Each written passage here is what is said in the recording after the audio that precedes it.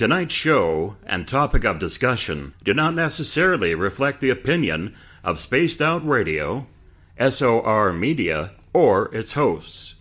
Listener discretion is advised.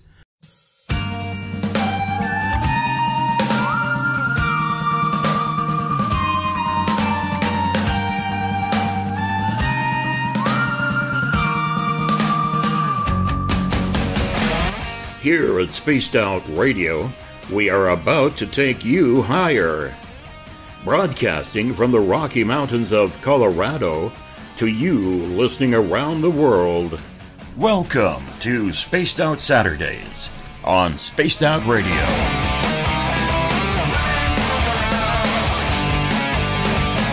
You can follow Tessa on our Facebook page at Spaced Out Radio, on Twitter at TessaTNT, and you can subscribe to her YouTube channel. Go to youtube.com/Spaced Out Radio for our archives. Now broadcasting from our Mile High Radio Clubhouse on Spaced Out Saturdays with your host, Tessa N Thomas.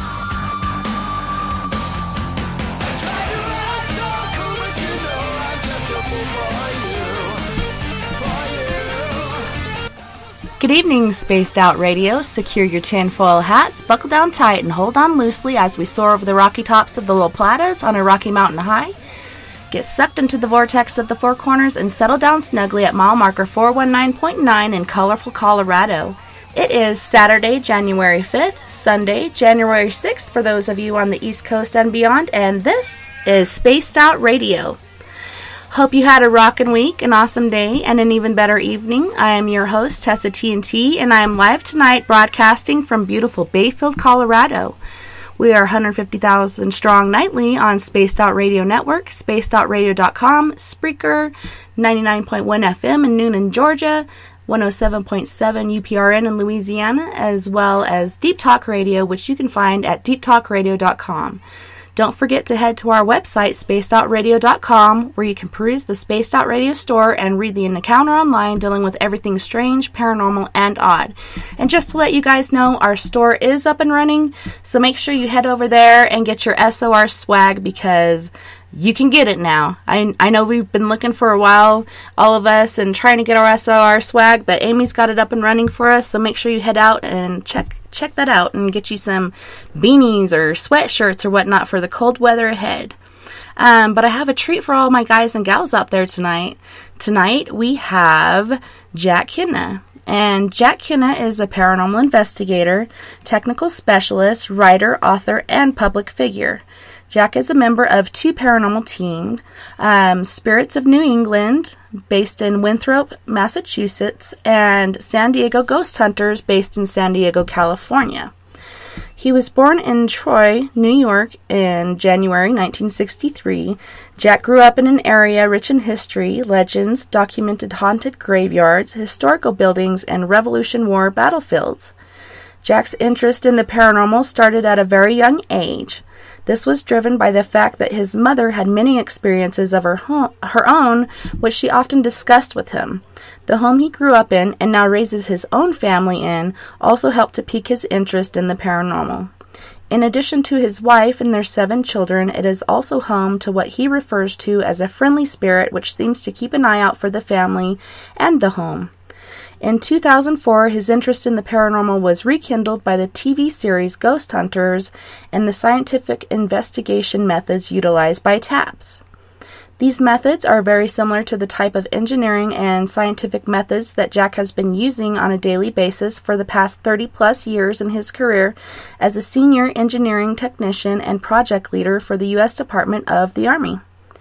In 2009, he was made a full member of the paranormal team S.P.I.R.I.T.S of New England, based in Winthrop, Massachusetts, which was founded by his friends Miss Ellen McNeil, Beck Gann, and Sharon Kugler.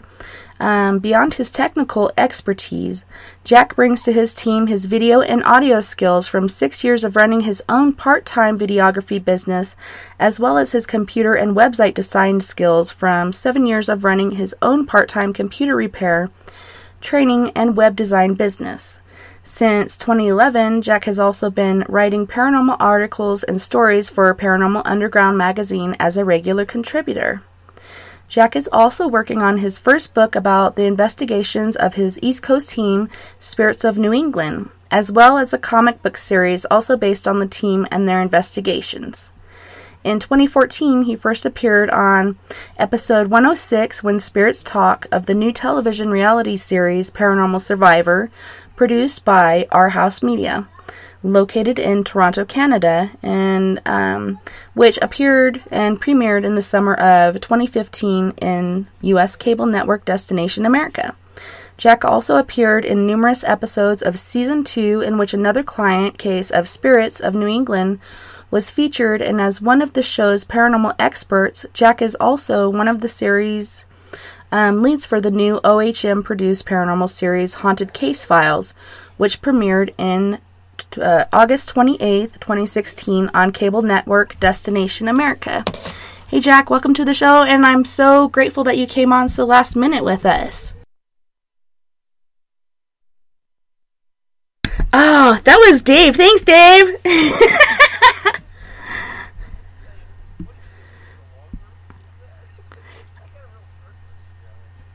I know.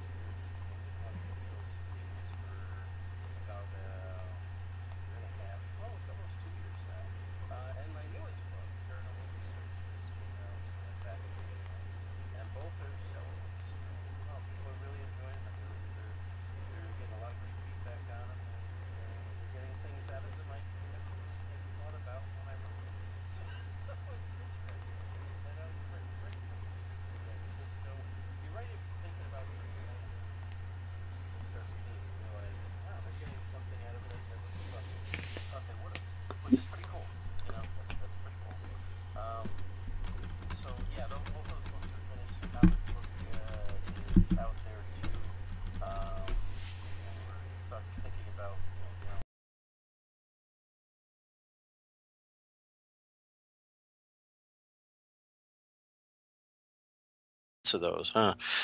So you know, we don't want these files. Yep. No, it's okay. That's okay. So, well, yeah, thanks for having me on the show. And yeah, I was just surprised that you had that long version of that thing, because I got a short version now, which is really cool. Much shorter, because that was like painful for you to have to read all that. So, update to that though is my two books are actually complete now. Haunting Ghosts and Demons is all finished. That's been done for about a year and a half. It's doing really well out there, as is Paranormal Research, which was published in June 28th of last year.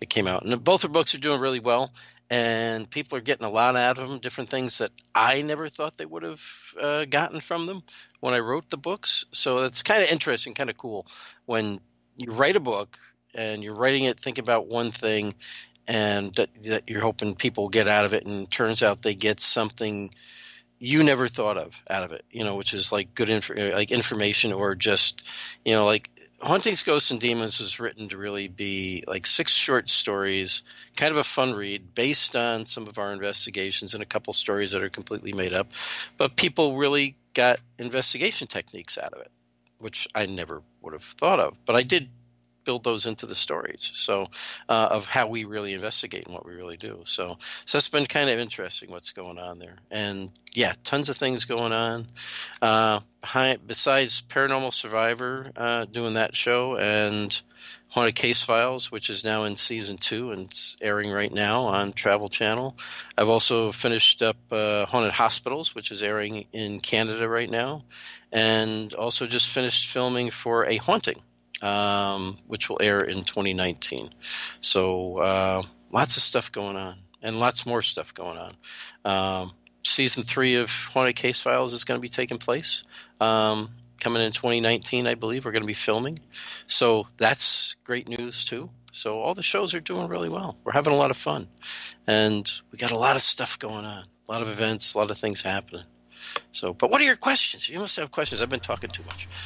Oh, no worries. Well, that's super awesome. Like, you know, you've not only done these past shows, which my mom asked me to come house sit in Phoenix, and I'm like, I have one condition. I want the American channel, and I want these other channels where all these paranormal shows are, because I'm not going to be staying over here by myself without being able to watch paranormal shows. And people think that's weird, like, you want to watch scary stuff when you're all alone, but that's kind of how I was raised, like watching scary movies and having scary experiences, and so I really enjoy it. And it's so cool that you're doing this haunted hospital thing. Come to find out, my first daughter I had in Lincoln Memorial Hospital in Fayetteville, Tennessee. Come to find out, it was super haunted, and they actually took it out of rotation, and it's no longer a hospital. It's just an abandoned building. But I'm so interested in all this stuff. Yeah, it's pretty neat stuff. I mean, I do believe that pretty much all hospitals out there are haunted. I've experienced stuff in some of them. I know my sister, who's a nurse, my wife, who's also a nurse, they've experienced stuff all the time where they work. My wife works in a nursing home, and actually she's on this show. And then that's the interesting thing about this new show, Haunted Hospitals, that's airing. It's all active hospitals. So they're interviewing nurses, doctors, things like that. I mean, I'm on it as like a paranormal expert type of person, but but they're interviewing all these, you know, people from the hospitals who work there, who have had experiences and what they've experienced in these places. So actually my sister is on that too. So my wife and my sister are both on that show. And it is interesting what happens in hospitals, you know, and what people experience, what they see, and what happens there. We don't think of that, but yeah, people die in hospitals all the time now, you know. It's commonplace. It never used to be, and you know, people used to die at home, which a lot of people forget about, and that was happening up right into the 1950s and 60s. People dying at home, very normal. Back in those days and earlier, people didn't go to hospitals to die; they died at home, which could be why a lot of homes are haunted. You know, people just still hanging out in their house. They don't want to leave. You know, right? Yeah. I think I'm going to leave. If I go, I'm just leaving because there's got to be. I want to go to the next thing. I want to see what's next. I don't want to hang out here. You know, everybody will be fine. I'm not going to worry about them.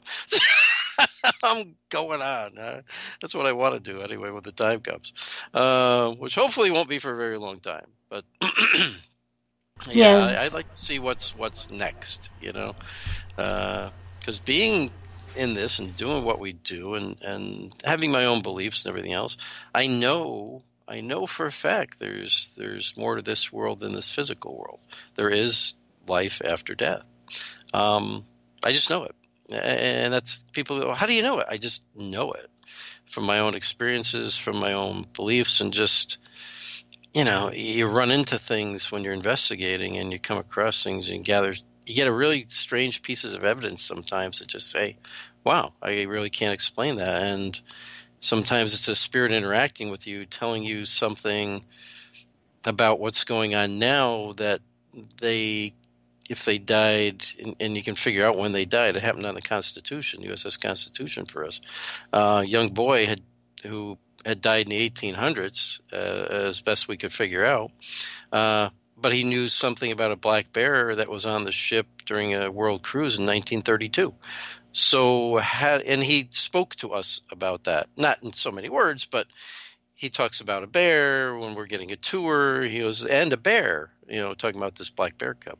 And how would he know that if he wasn't still, his consciousness wasn't still existing, right? And learning, you know, and interacting, which he did. He interacted with us over 2 days many times, and we caught his voice many times, interacting with us. So he's still there. His consciousness still exists. Though his body's not there. So, you know, it's really interesting stuff, you know, and history is a big draw from it for me, you know, especially places like that, historical sites. And that's a big part of what my Spirits of New England team does. We do a lot of residential cases, but we also do a lot of historical sites. Okay, so I love the history that's involved. Even with residential cases, there's history there, and you can find out what the history of that house is, So, and maybe why a haunting is taking place because of the history of the house. So it's just really cool stuff. I don't know how you feel about it. How do you feel about it all? I'm going to interview you now. Okay. Here we go. No, I do have a strong belief in the afterlife. I've had experiences, since I was knee-high to a grasshopper, and my mom dying when I was 5 or 6 years old, which really piqued my interest in the other side and what's going on over there. Where is she? Is she okay? And then other experiences from there. And I believe it was 2012 when I decided to come out of the paranormal closet because, there is a lot of judgment and ridicule or whatnot that goes along with it. And so I put that aside for this mother who's looking for her son, and I just wanted to help any way I could, and didn't care anymore about what other people thought. But I do find peace in the fact that that there is something on the other side. Obviously, to me, a lot of people have never experienced anything, and I actually had a girl reach out to me a couple years ago, and she's like, I've never experienced anything, but I really want to, and is there anything that I can do? And I'm like, just have an open mind and be aware of your surroundings, because there could be people around us at any moment in time that you think are actually there, but they're really not. And she got a hold of me about 3 to 6 months later, and she's like, I finally saw a ghost. And I was like, what happened? And I guess she went to pick up her son from daycare, and she was pulling into the driveway, and she saw this elderly lady in the backyard with these kids. And she goes in and looks in the backyard from the house, doesn't see her out there anymore, and asks the lady, hey, do you have like your mom or your grandma or something working here with you? And she's like, no, why? And she's like, well, I saw this elderly lady in the backyard with the kids. And so the lady goes and shows her this picture, and she's like, oh my gosh, that's who it was. And she's like, yeah, she passed away about 5 years ago, but that was my Nana. And so she was so excited and had to tell me, I actually had my first paranormal experience, and it was so awesome that she was able to have that. Yeah, it is. And that's how it happens when people least expect it, when you're not looking. A lot of times, right? And it just happens. And yeah, that's pretty cool, because I always tell people, and because there's a lot of skeptics out there and stuff, and I don't try to convince skeptics of anything. I just tell them, I said, just try to keep an open mind, and because I have a lot that come to my lectures and stuff. I said, just try to keep an open mind, listen to what it has to say, listen to what evidence we present, make your own decision. I said, but until you have your own experience, you're never really going to believe it. I can't convince you of it. I'm not going to try. So, and they're like, well, okay. They don't know how to really respond to that. I was like, I'm just telling you, till you have your own experience, you can't put it in context. People go, they know what they see on TV or the movies and things like that, and it's nothing really like that. Movies and TV are all about entertainment, right? Making things scary and making things frightening. And that goes with any of the shows and stuff even. I mean, even the shows we do, 80, 90% of it's correct, but they always toss stuff in to make it more frightening, more scary, more, enticing for people to watch. And that's because that's what TV is about. It's about entertainment. It's about ratings, right? So I always tell people, keep that in mind anytime you're watching any of these things. And a real haunting is a lot different. Not that it can't be scary or frightening, but it may not be what you think it is, like you see on TV. Not everything's demonic. Not everything's evil. There are those type of cases, but there's not a lot of them. And things can be misinterpreted. So, but yeah, until you have your own experience, you're not going to believe it. You're going to think, these people are crazy. Right. Right. These people are nuts. They're just, they want to do it to get on TV. They want to do this or that. Yeah, okay, all right. Well, when you have your experience, let me know. Because it's not going to be what you think it is, and you may not even really. You're just going to sit there and go, "What was that? What did I just experience? What did I just see?" like your friend, she sees a woman in the backyard, really doesn't think much about it, right? Until she asks the girl, right? Hey, who's the person in there? There's nobody in the backyard with them. What? You mean this lady? Oh, she's been dead for 5 years. Oh my God, you just don't know.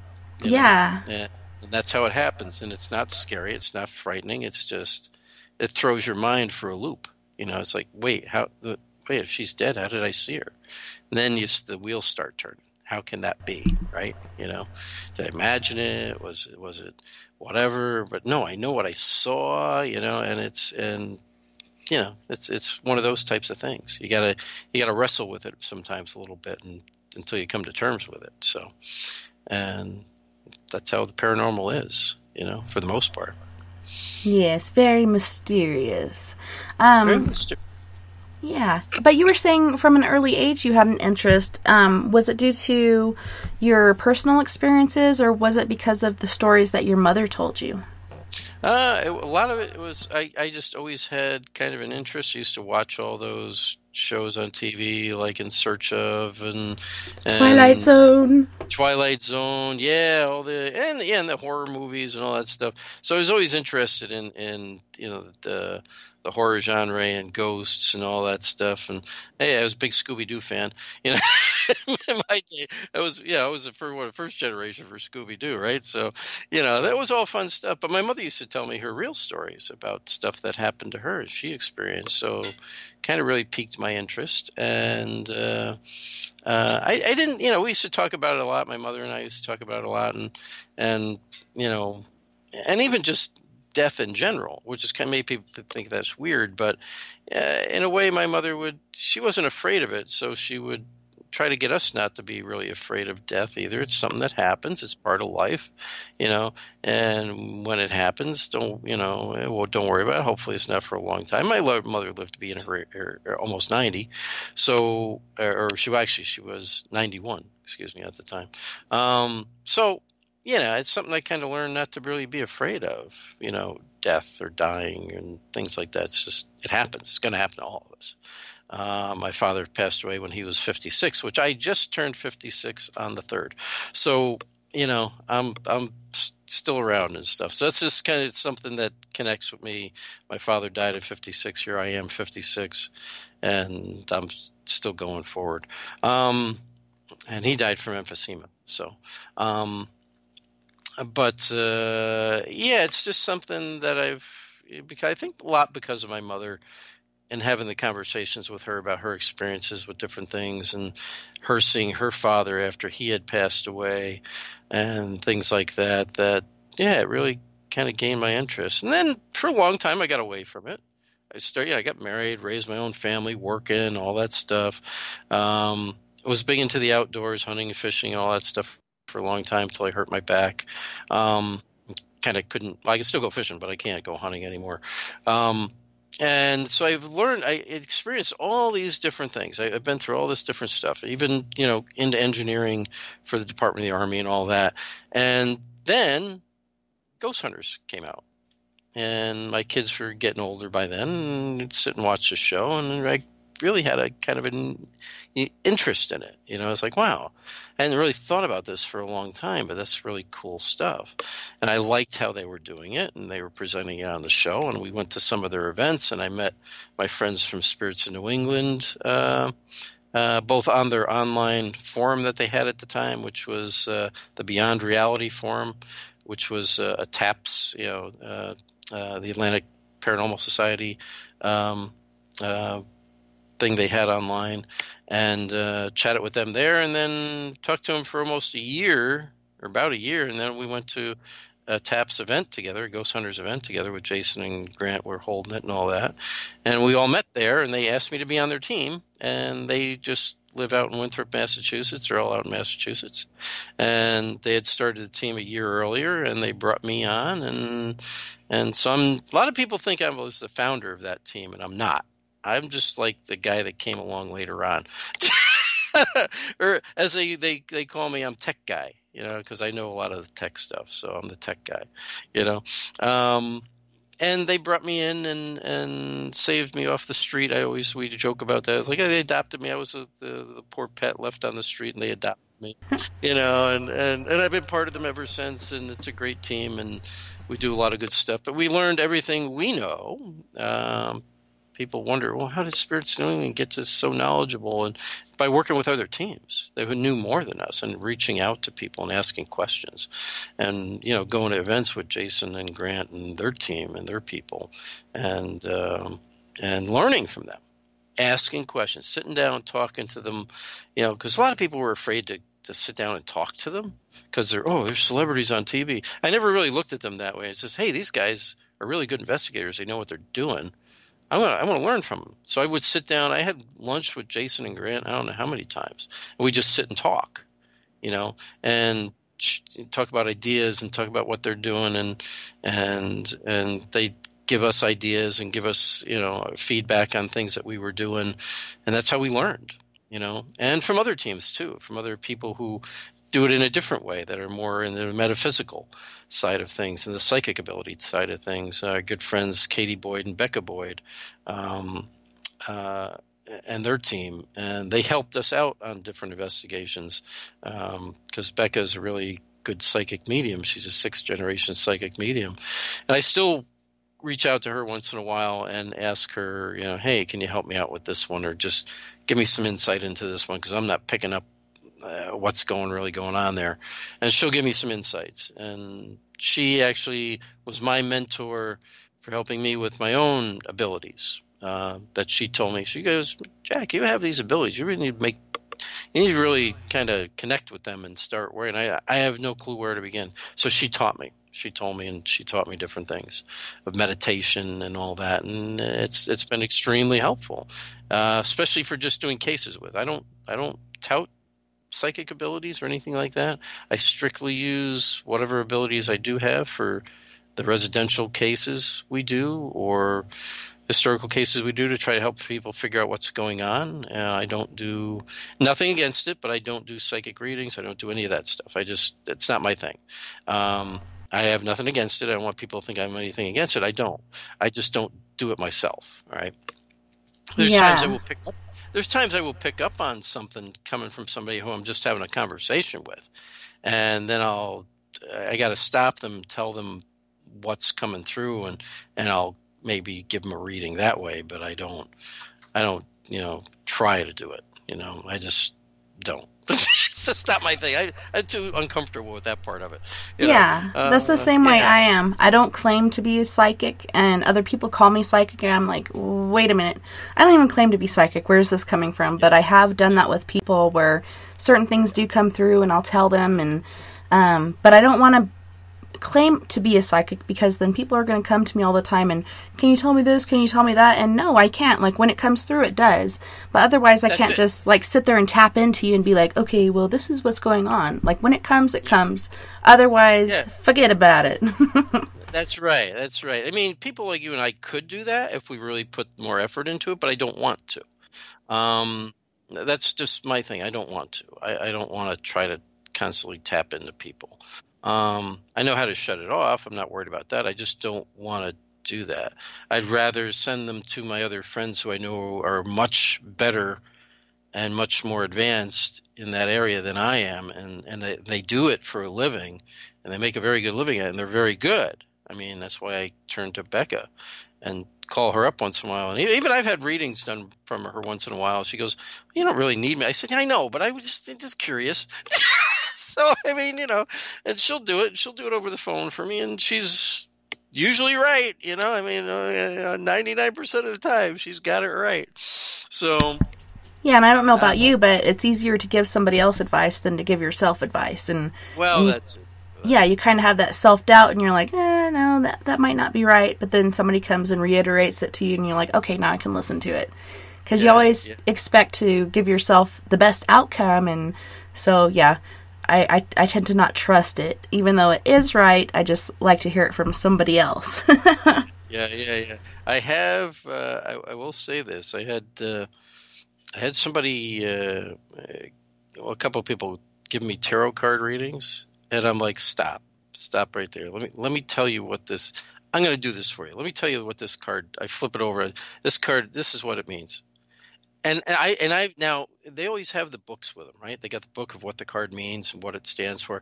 I have no clue. And I'll read it and I'll go, well, this is this, and this is what this means for me, and blah blah blah. They'll open the book and I'm right. And I have no clue what the card really means. I'm not into tarot cards, but I just can tell from the pictures, the images, the colors that are involved. You pick up on all that, and it's like, well, this is what it's saying. And they're like, well, you need to turn this card next. No, that's not the next card. Next card is this card. But that's your last card. No, it's not supposed to be. And I'll flip it, and it's like, oh. And then they flip the other one, which was supposed to be the next card, and it's actually the last card, and it makes more sense. Like, wow, how did you? I'm like, I don't know. I don't know. It just works. They're like, sometimes it stuns them because a lot of times they'll look to the book to see what the book said the card is for, right? And the meaning of the card. And I've already read it to them what the meaning of the card is without knowing it, in more generalized form, not word for word what the book says. But it's like, how do you know? I said, I don't know. It's just whatever it's coming to me. Right? Exactly. I don't know. I just know. I don't know. We just know. It's like, now, I don't know how it works for you, but when you're talking to somebody, or when I'm talking to somebody, sometimes I'll just get a word start to come into my head, and it starts getting louder and louder. It repeats faster and faster until I stop them from talking, and I say, wait, what does this mean to you? And I'll give them the word, and they'll go, what? How did you know that? And I'm like, look, I don't know. And then it all just starts to flow through. And they're shocked, and I'm like, so am I, because I wasn't expecting this, and people have heard me talk about this on different shows and stuff. Like, they'll come up to say, I just want to talk to you. You getting anything? I'm like, it doesn't work that way. It just doesn't work. I don't know when it's going to happen, because other people I can talk to for a couple hours and I get nothing. Nothing happens. Somebody else can be talking to me for 2 minutes and something will come through, And I always tell them, well, it's because somebody has a message for you. And usually it's because they just had somebody recently pass, is what I've noticed, right? I don't know if that's how it works for you, but I've noticed anytime I have a message for somebody, it's somebody who recently passed has a message for them, And it could be like they passed away a year ago. Or 6 months ago, or whatever. But it usually doesn't seem longer than, for me anyway, not longer than like a year, And I don't know why that is, but it just seems that way based on what I've run into. But yeah, like you, I don't tout it because, again, you're right. Once you do, people start asking you to give them readings. I'm sorry, I don't do that. Yeah. I'll come and do an investigation for you and cleanse your house or whatnot, but and if I get something during that, heck yeah, I'll give it to you, but otherwise, nah. It's not what we're doing here. That's right. Well, that's one thing I do open up for, especially is when I'm doing a residential case, and I meet with the individual for the first time, because we collect before we even do residential cases, we have an 11-page form we send out. We have them fill it out. They got to fill it out before I'll even talk to them on the phone. The reason being, I want that background information before I talk to you. What's happening? What's going on? What kind of drugs do you take? Legal That's and a big non-legal. one. Mm-hmm. Yeah. And we ask them legal and non-legal. Are you taking anything? It stays between us, but I need to know. Yeah, there's no judgment, and a lot of people do. Like, they'll read through the questions, and they're like, oh, I'm not filling this out. Well, I can't help you unless you do, but there have been times where I don't want to know. I want to go through and see what I find and then hear from them what's been going on and see what lines up. That's interesting too. But yeah, the whole thing with as soon as they get to that question, they're like, I don't think I'm filling this out. And I'm like, there's no judgment. Nobody else besides you and I are going to know these answer to these questions. And it's that, fear of judgment and ridicule. People really do fear it. And even though they're going through a hard time with paranormal experiences within their business or their house or whatnot, they'd rather not. Right. Well, here's how I always approach that one. They'll usually fill out any prescription drugs they're taking, and that's fine. And as long as they have almost the whole form filled out, and people really want your help, I notice I get that form back within 15 minutes to a day, right? People who really aren't interested or they just wanted to meet you, I never get the form back. So it's like, okay, all right, because that's the way I tell people, don't charge anything. The only thing we're going to require from you is that form. You fill out that form, we'll come help. And there's people who just won't fill it out. It's like, well, then I can't. Well, can't you still just come and help? No, you got to fill that form out. That's the requirement. That's the only thing I'm asking you to do. And if you can't do that, I can't help you. Because it gives you a lot of information. I mean, just about what they're experiencing, what's happening. But what I'll do with the drug part of it is, as long as they at least, you take Tylenol, I take that. I'll still call them. I'll talk to them. Then when I'm talking to them on the phone, I'll say, "You sure there's anything else you want to tell me? Something you didn't really want to put on the form in writing?" Well, and then they'll kind of open up a little bit to you, and they will tell you some other, well, I took psychedelic drugs back in the 60s, 70s, or the 80s. Oh, okay. All right. Got you. Okay. Yeah, that shouldn't affect now. You should be all good, unless you did a really, really high dose. Well, some of that stuff, if they were doing, because it can stay in your system and affect your system forever. If they've done anything that's the real hard psychedelic drugs, even if they only did it once or twice, that can still mess with your head years later and the rest of your life. And people don't realize that, because what it does is it does some damage to the brain. So it can still cause you to have hallucinations every once in a while and things like that. And people don't realize that. That's like acid. Like if they ever did acid, things like that. Those stronger drugs can really mess with your head. So you got to be careful. But that doesn't mean they're not experiencing something either. It just means that's a possibility that you have to take into account. And like you said, it does change the chemistry in there somewhat. And that's what it was meant for. It was first created as like an antidepressant or whatever. So it does change the chemistry in your brain. But yeah. And it can do it on a permanent basis. It doesn't always happen that way, but in some people, it changes on a permanent basis. And you don't know from one person to the other. And we've had clients that admitted to stuff like that, and it's like, that's okay. And they may have been having moments where they were having something, but they were also really experiencing activity. And they did have stuff going on. So some things, that's where it kind of helps them to figure out, okay, what is paranormal related and what's not. Okay. And that's where you can help them sort that out. And that's when you can say, well, you may want to talk to your doctor about this other stuff, because that really is falling in line with something that's more like a mental issue. And then we can't explain this just yet. And we investigate and we still can't explain it. So we've got evidence of activity. So, and that happens to people too. They get so frightened when they are experiencing paranormal activity. And they experience it for a long time before they finally reach out, that they think everything's paranormal related. Oh my God, the glass fell off the table. That must be the ghost. Well, no, you had a glass with cold water, ice water in it, and the glass just slid on its own because of the condensation that built up under.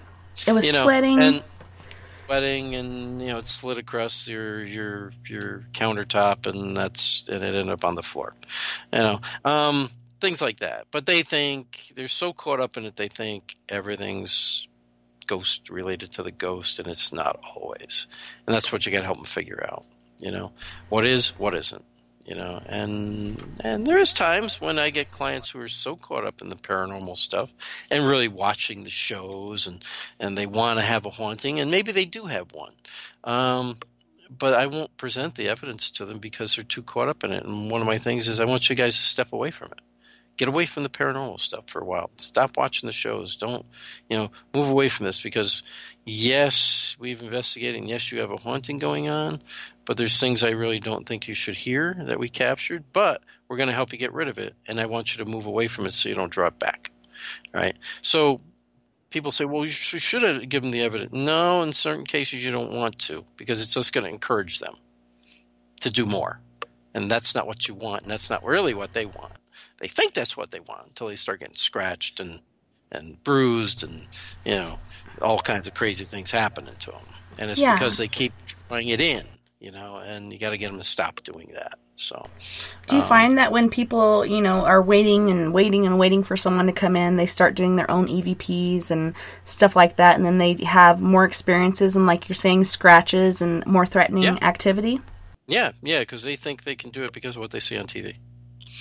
That happens a lot these days. It's like, well, we've been waiting for somebody, but we did this on our own, and here I captured the EVPs. Stop right there. Don't do that anymore. Leave it to the pros. Yeah, leave it to. Well, it's not even that. It's just like, yes, leave it to the pros, but don't. I always tell people, don't investigate your own house. Because you're encouraging this thing to interact with you. You're letting you, by doing that, you're telling it you want to interact with it. And it may not understand that you're just trying to find out what's going on.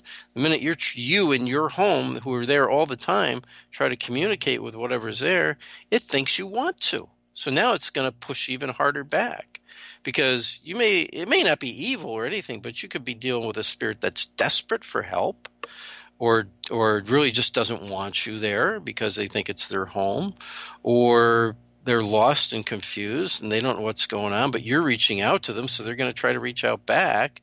I always tell people, think of it, you're getting scratched, you're getting bruised. That doesn't mean it's a demon. Think of somebody who's drowning and you go out to help them. What are they going to do? They're going to grab at you, they're going to scratch you, they're going to try to pull anything to save themselves, right? They want help.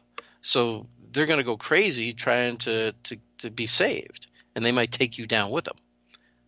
That's what can happen in a haunting, and that's why you got to be careful. I always tell, do not investigate your own home. Even people who don't have a haunting going on, it's like, I want to practice with my equipment, so I'm doing it in my home. No, don't do that. You go down the road.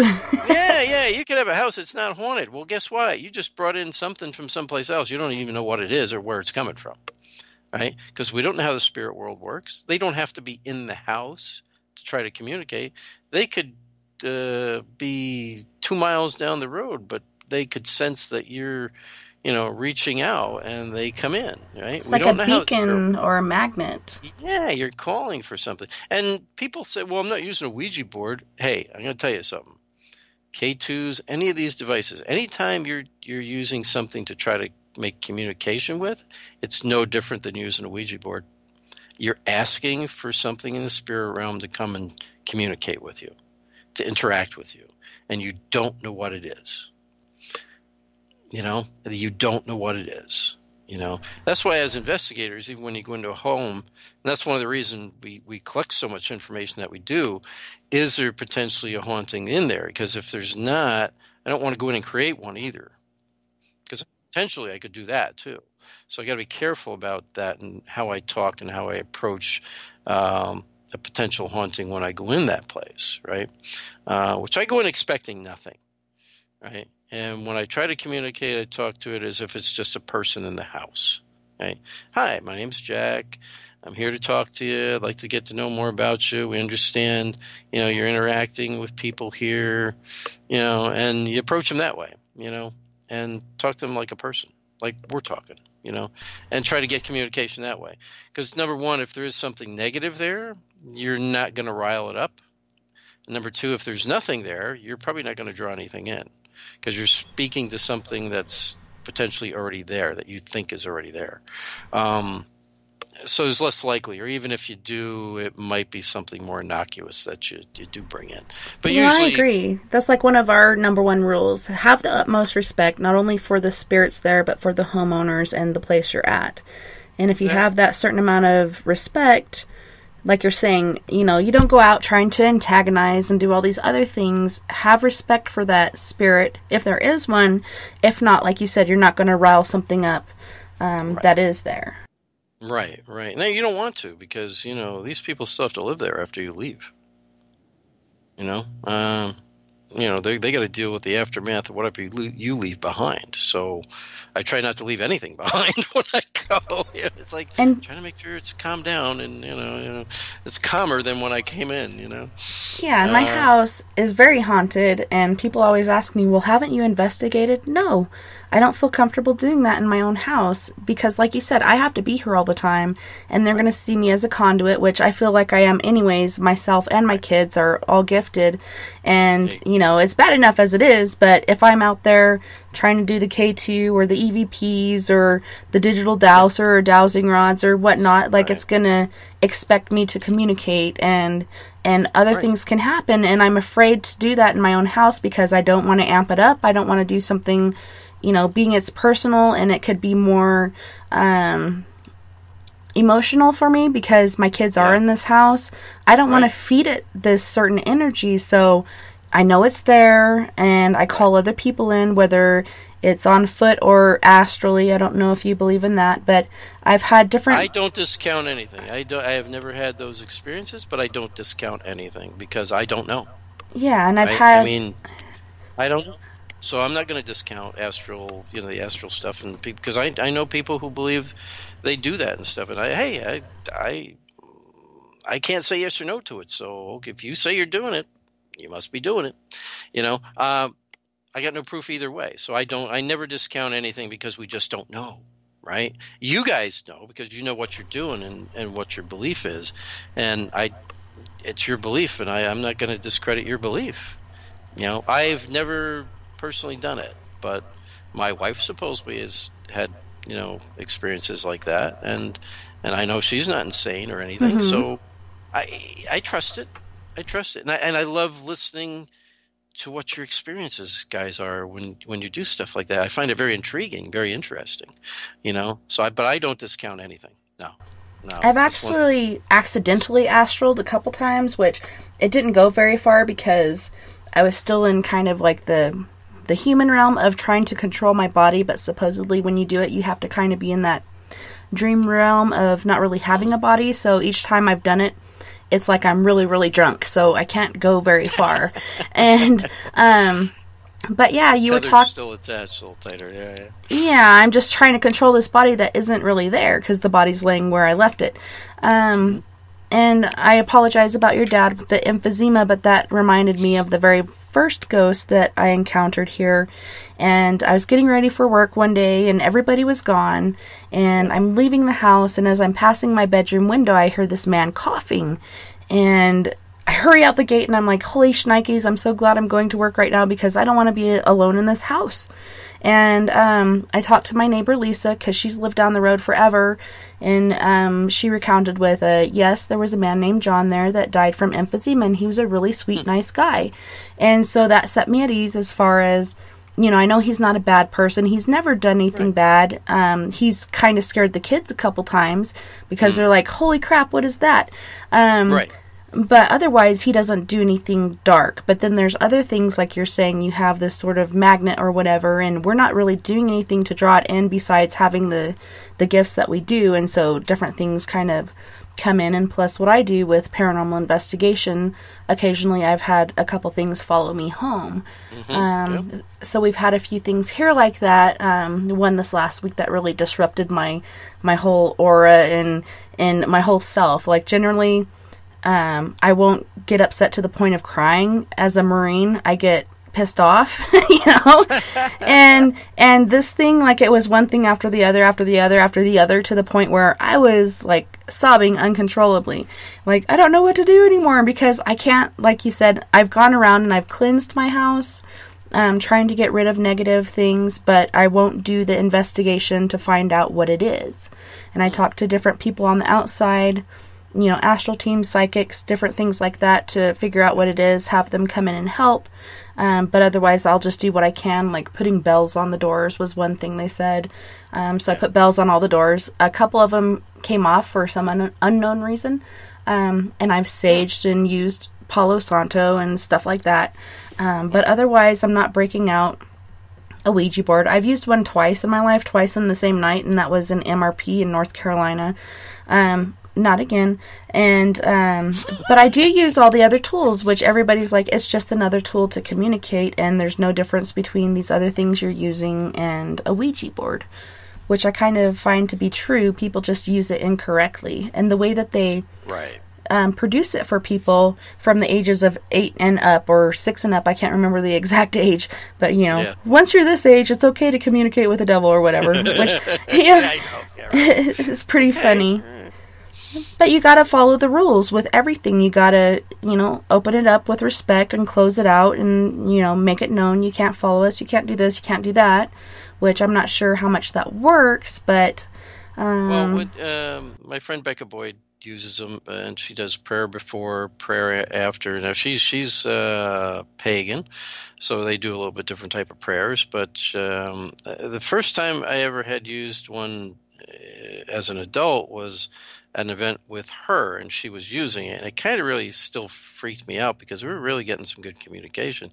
And I told her, I said, I can't do this. I got to walk away. And I actually walked away from it. So she came to check. She goes, "You're right." I said, "Yeah, but, I remember, messing with this stuff when we were kids, and it just always freaked me out." And I told her at the time, I said, "I'm really freaked out right now because we're communicating with something, and I don't know what it is." She goes, "I get it." And she sat down and talked to me about it and explained it and everything else. We went back, we finished up, and she goes, "Trust me, nothing bad came through this, and nothing's going to follow you through that," because she did her thing. And that's why I really connected with her, and that's why she was able to teach. I learned a lot more from her later on. And now they don't freak me out as much. I don't use them anyway.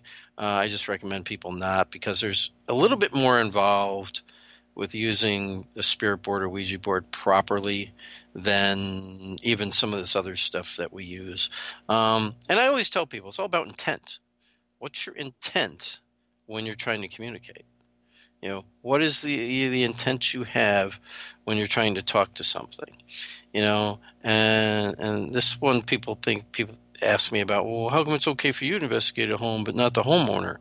Well, my intent is to help the homeowner, not to just mess around and find out have a communication with something. They're just trying to figure out, okay, what am I communicating with? Maybe I can get, can I get something to talk to me?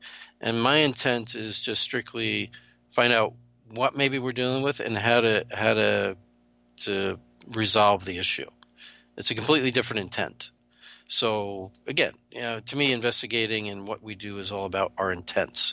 What's the intent that we have when we first start? Is just to have fun and open up a Ouija board and let's bring in a spirit and watch the board, the planchette move around and stuff. Mm-hmm. No, not a good idea. Not a good idea. It's entertaining, but it can get scary.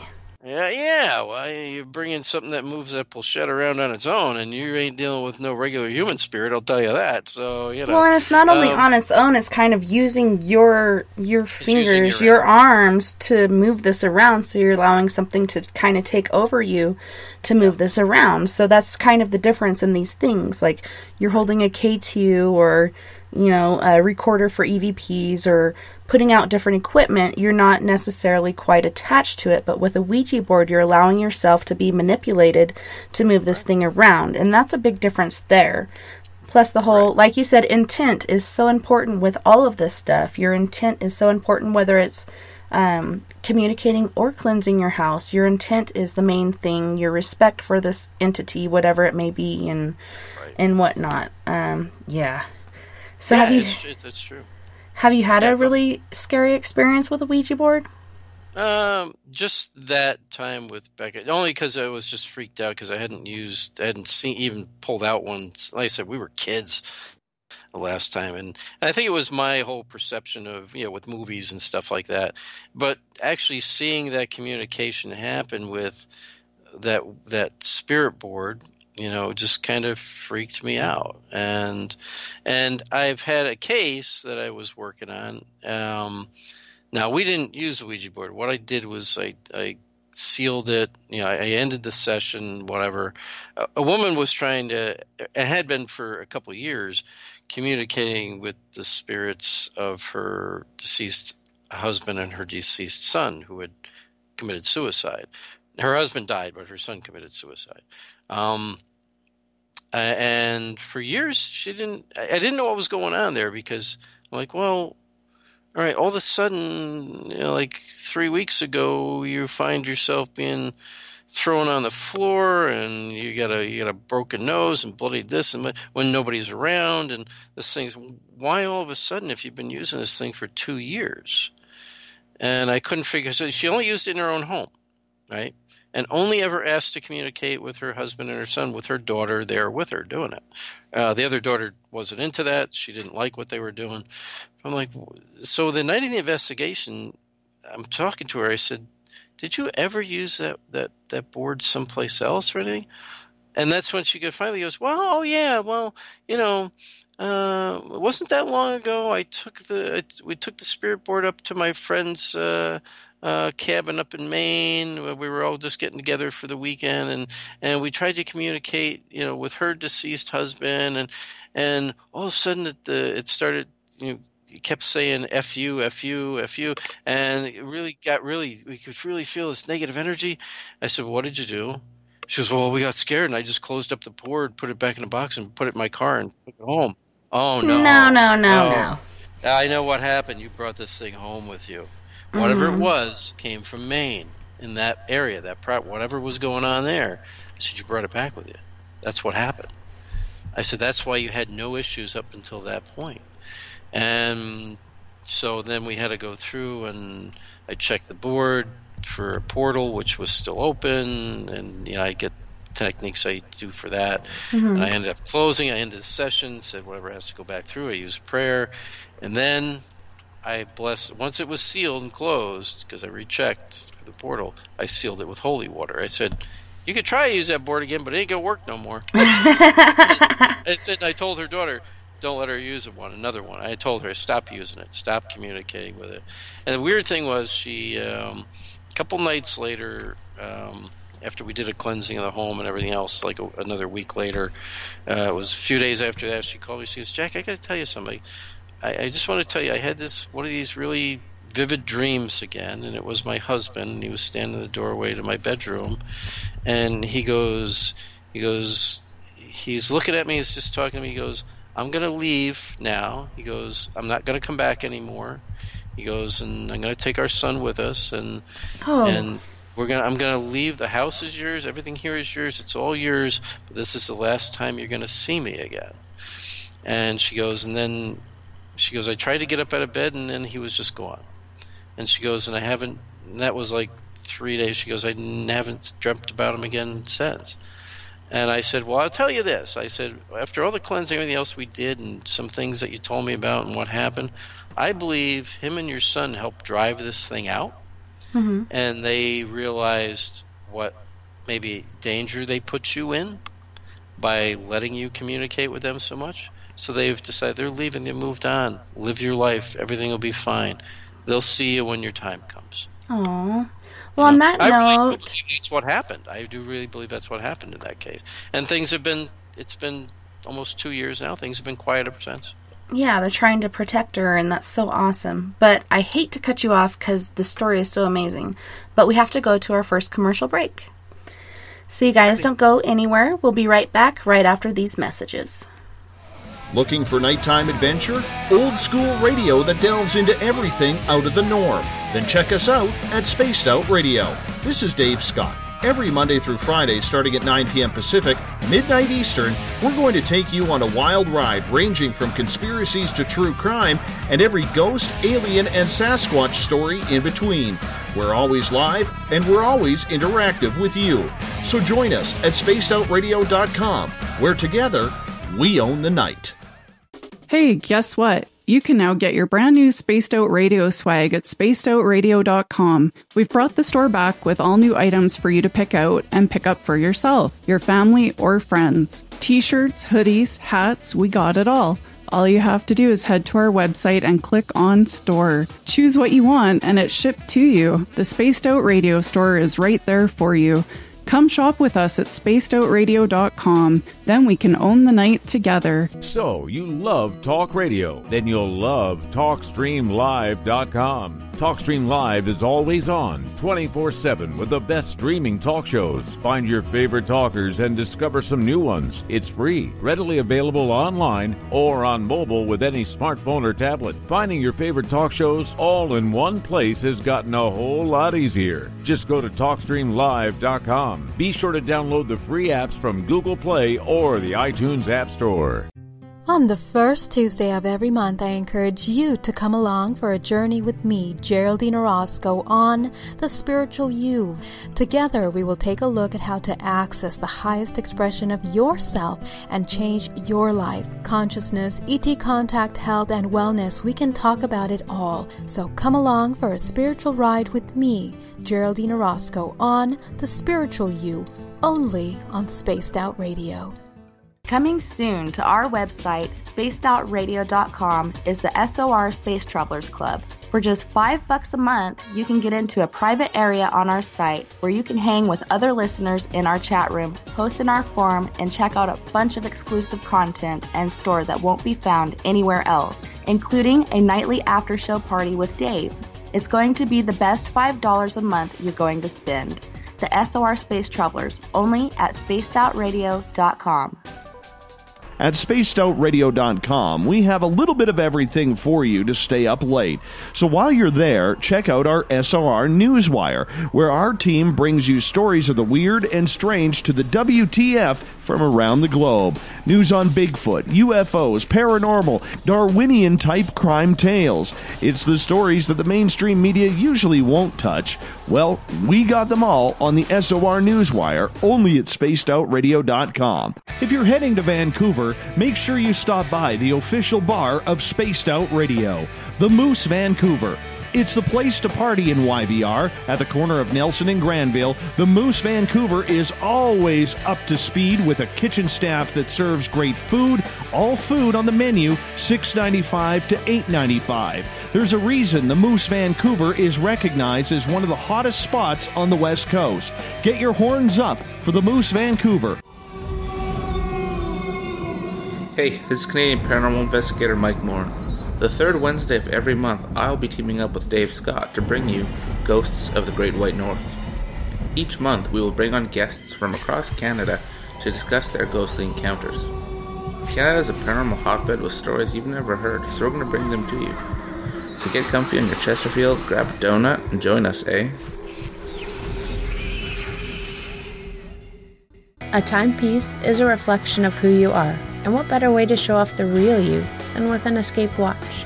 Escape is a lifestyle brand accessorizing your days and nights. Choose to escape and create the life of discovery that you deserve. Dream, play, unite with your own personalized Escape watch. Head to escapewatches.com. There is no time like the present to enjoy your escape. Use promo code SMF2017 for your 20% discount today. We're bringing scientific thought to the paranormal. Hi there, this is Spaced Out Radio scientist Chris Cogswell. Join me, Chris Zuger, and Dave Scott the second Wednesday of every month, where we break down the who from the woo when it comes to everything paranormal. We'll investigate and try to bring sensible answers to those straight and sometimes outlandish questions people have. Hey, not everything has an answer, but we'll do our best. Listen in to Reality Paranormal only on Spaced Out Radio. Hello, this is your guitar man, Ron Bumblefoot Thal, and I have to tell you, I love the response I get for Little Brother is Watching from Spaced Out Radio fans. It's amazing how music can inspire and make people think deeper about what's going on in the supernatural world. You can head over to my website, bumblefoot.com, to check out my music, my guitar workshops, my touring, even check out some of the hot sauces that I'm working on. And make sure you keep on listening, because with Spaced Out Radio, you know Little Brother is watching. Looking for a place to advertise at a very reasonable cost? Look no further than Spaced Out Radio.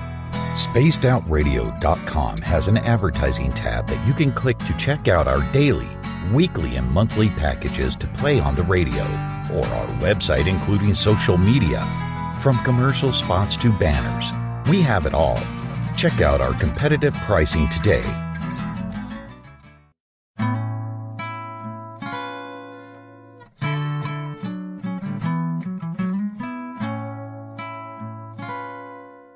You can follow Tessa on Twitter at TessaTNT, on our YouTube channel, Spaced Out Radio, and our website is spacedoutradio.com. Now, back to Spaced Out Weekend host, Tessa N Thomas. Here's a sound again, voices dancing in my head, smile wide, drowning slowly as the echoes rise.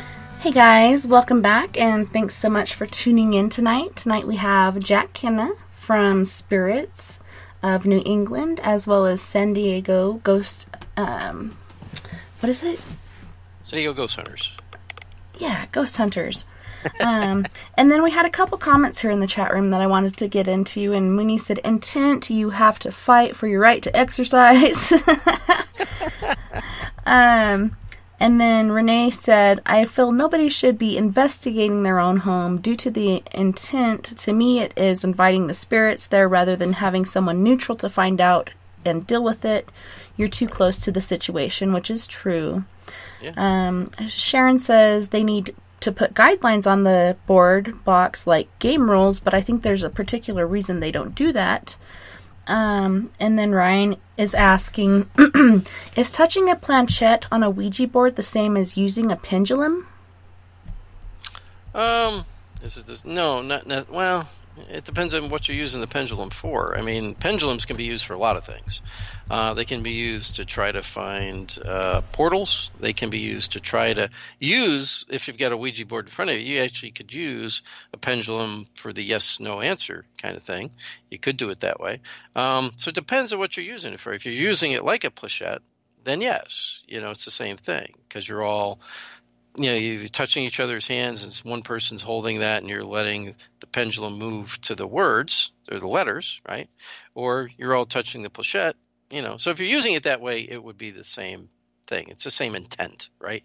You're trying to use that pendulum to answer questions on the board, or to give you responses on the board. So yeah, in that case, it's the same thing, if that's what he's talking about. It's no different. You're still trying to communicate with spirit. So, well, Jason in the chat room was wondering, what's the most disturbing investigation that you've been on? Most disturbing one. Oh, okay, all right. Well, I have had a couple demonic cases, actual demonic cases, and those are disturbing because number one, once you figure out what they are. I've had my given name spoken through devices and meant as a threat. I've had my son's name spoken through a couple devices during a case like that, which is meant as a threat. So those are disturbing, and they're disturbing in that way. As these things are threatening you to try to get you to stop helping these people. So, that's disturbing, yes, but we keep going, because they are threats, and I'm not going to be threatened by anything.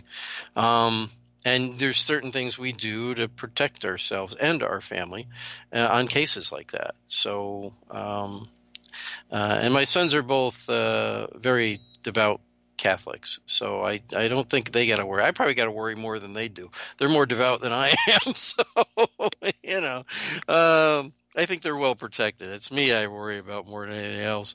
But even I do, I have my belief. I use prayer. I call on St. Michael for assistance in cases like that. And, I got people who can help me if I need it too, who are demonologists and also I have a priest friend of mine. So I have people I can reach out to if I need their help for any reason on cases like that. But those are the most disturbing type of cases, because you're really trying to help people who are really being threatened by something that really is negative, that can really do them real harm, or end up getting them to take their own lives. We're dealing with a case like that right now. So Shar is wondering in the chat room, how did you rid them? What, readings? I suppose she's talking about demons? How do I read? Oh, Ask. Well, if you're talking about demons, how do you know what you're dealing with? How do you get rid of them? Oh, how do you get rid of them? It takes. Sometimes you can't. I had a case where we could not, because this thing is very well entrenched. It's been there a lot longer than anything, and these things are ancient. So you can't always really get rid of them. What you can do is get them to leave the individual and look for, basically what they do is they move on to look for an easier target. But you can't necessarily really get rid of anything demonic. You can keep it at bay. You can help an individual who is either being oppressed. In cases of possession, sometimes it's never gotten rid of, but what happens with the priests and even Wiccan priestesses and things like that use their own methods, they don't ever really get rid of them, but they keep it at a point where the person can continue to live their life, for the most part, unimpeded by this thing. But it may never go away, because you got to remember, these non-human things are much stronger than human spirits. They're much stronger than us. We actually, as investigators or a priest or a Wiccan priestess, we don't get rid of them. Through us, the faith, the individuals, the gods or goddesses we believe in are the ones who try to expel these things through us. We don't do it. We don't have that power to do it. We look to that higher power to work through us to get rid of these things. As far as how do you identify them, they're not always very obvious. They'll give little hints, like I said, I've had my given name spoken through devices. Now, I don't use my given name. Everybody knows me as Jack Kenna, but that's not my given name. My first name is actually John. All right, so it'll give my full, including my middle name and last name, through a device which nobody uses, and the clients don't know about it. So how does this thing know that? They'll give you hints of the future. I've had that happen. They'll give you an answer before you've asked a question. I've had that happen, where one of us is doing a session in a certain room, and we're getting this answer, or this word or this phrase that's coming through makes no sense to us. Well, all of us as investigators don't talk to the end. So the next group comes in, or they're doing investigations someplace else. They're asking another question, but not getting an answer at all. We got their answer 2 hours earlier. And then when we're talking at the end, it's like, yeah, we kept asking this question, and here's what we were expecting to get. That just happened to me recently, and with a case, and it's like, wait a minute, what did you say? Yeah, I told it to give me my friend's nickname, and it wouldn't respond to me.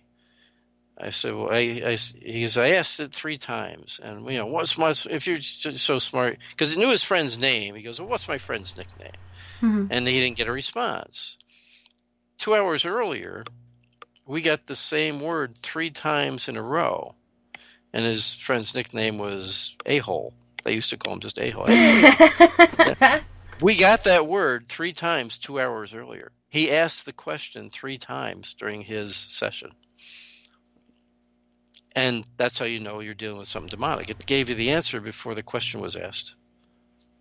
I think that strange things like that happen. It's little things like that you got to put together, and that's one reason I like using divining rods. Not meaning to cut you off there, because I can feel the energy that comes through the divining rods, and you can tell what kind of energy that is, and that's a great way, at least for me, to figure out whether I'm dealing with something that's negative, possibly inhuman, or possibly human.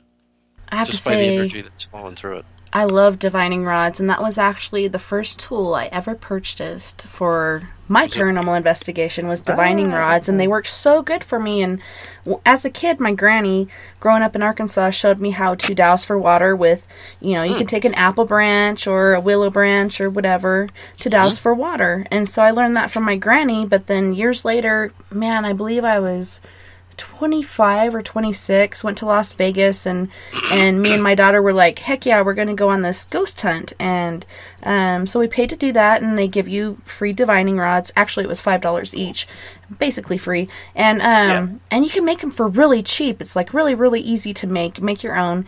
And the energy that was coming off this thing, like they're swinging in circles, and you ask them to clear and they open up, and then yes and no answers, and you can even get numbers by clicking together, or alphabet, trying to find a name or whatnot. There's so many different things you can do with it, and that just really opened me up to, wow, this is so amazing. And it was a very awesome tool, and my most favorite tool by far in my catalog of tools that I have now. I have so many, I can't even keep track of them. Yeah. I've kept it pretty simple over the years. I do. Friends of mine taught me. Matter of fact, my friends on San Diego Ghost Hunters taught me how to use divining rods for the first time.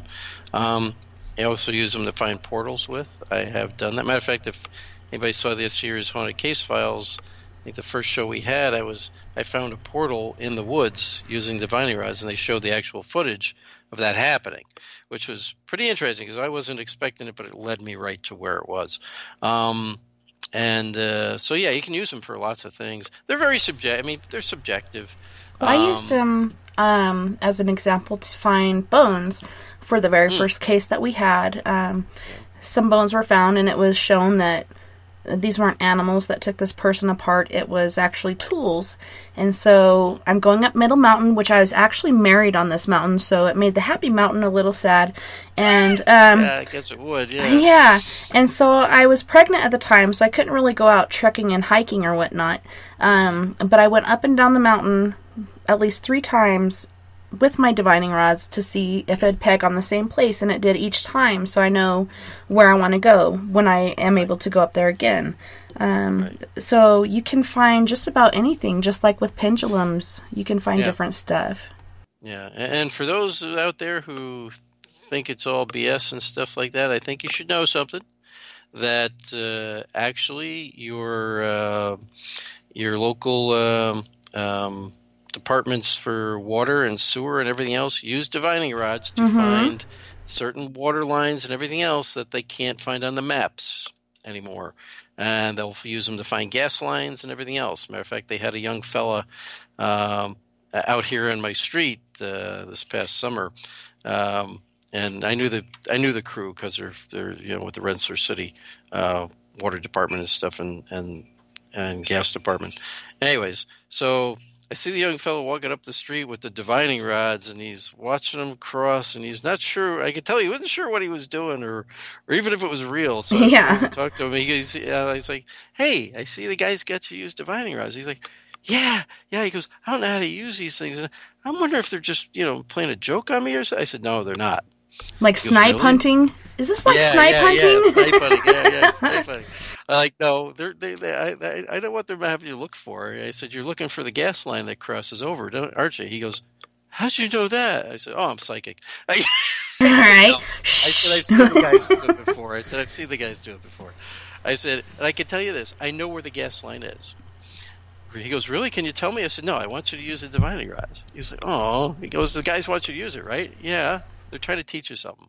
I said, "When you go across it," I said, "concentrate on trying to find that line." He's like, "What?" "Just think about you want to find that line." He's like, "Okay." Because that's kind of what the guys told me. I said, when they cross, I said, you're on the line. I said, when they come apart, you're off the line. So I said, "Walk forward," because I knew where the line was. And he sees, and I said, "Come a little bit to your left." He comes a little bit to the left. They cross. I said, "Keep walking straight," and they stayed cross. And he walked too far, and they separated. He goes, "Oh, what's that mean?" I said, "You went too far." I said, "Now back up." So he backs up and crosses again. I said, "Turn and face me. Turn to your left and face me." So he does. I said, "Walk towards my house," and they uncross. He's like, "Okay, so that means it's not there." I said, "Yes." "Now back up again. Turn around and go the other way." And he does, and it crosses, and he's walking at an angle so it uncrosses. I said, "No, come back to your left." Goes back to his crosses again, and he came right across. I said, "That's where the line is. You want to mark it." He goes, "Really?" I said, "Yes, as I know that's exactly where the line is anyway." Yeah, where's your little flags? Spray paint. Yeah, that's what he had it on him. He had his spray paint on him. He goes, oh, so they really weren't joking with me. I said, nope. I said, go ahead. I said, when you get to the other side, you'll notice there's a red line, there's a red arrow kind of faded over there, and that's right where you're heading. And he gets over there, he goes, oh, you're right, it was right there. I said, he goes, well, how'd you know that line was there? I said, I've lived here all my life. I know where that line is. Right. He goes, oh, okay. So, honest to God, people, the city departments do use them to actually find water lines, gas lines, sewer lines. You'd be surprised. So they still actually use them to this day. They actually really work. You know? Yeah, it's amazing how far back they go. Even forever. With Polacks and French and whatnot, they used to use sausages on knives or whatever, like things that would spin around. Like there were so many different ways that they'd use these things before they just used the copper wire and, pin as a handle or whatever. And it's, back to the 1700s they've been using these. It's really old school, even probably before that. It is. And it does work. Really, but at least he wasn't walking around with two sausages, that would be more humiliating. He probably even ate them. I guess it's lunch. I don't know. Yeah. I have these two little nubs left. I got to slice them up with a knife, and it's lunch. Well, Robin in the chat room, he was wondering, what equipment do you use? I pretty much these days keep it pretty simple. I do.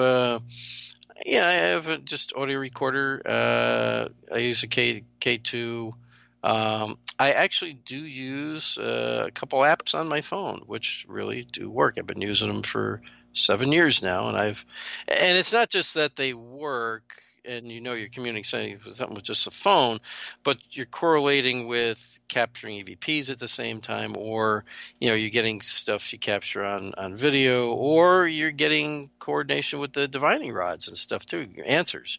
But the apps I like to use because I use one called Ghost Radar, and High Five. I use that one too. Yeah. It shows the blips. You get the words come through, and I'll use it almost in a way, kind of like a K2. I'll say, "Give me 2 blips for yes and 1 for no," or give me a red blip for yes and a green blip for no. And you can find, and it'll start to do that sometimes consistently.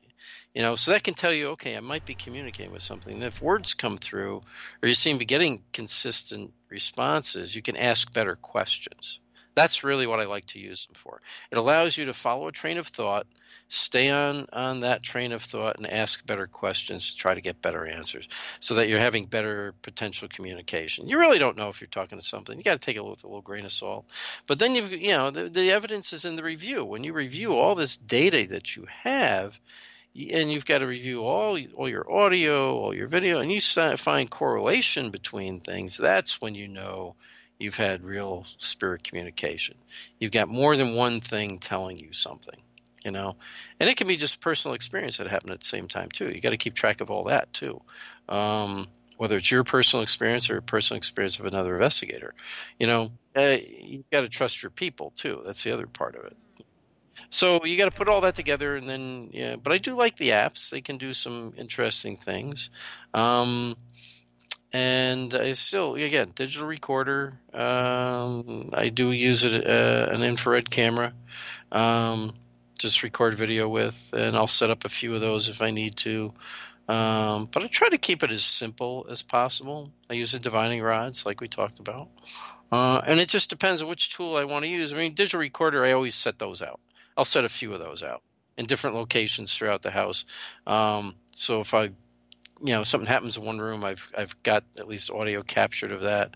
And I've had it where you may hear a disembodied voice, right?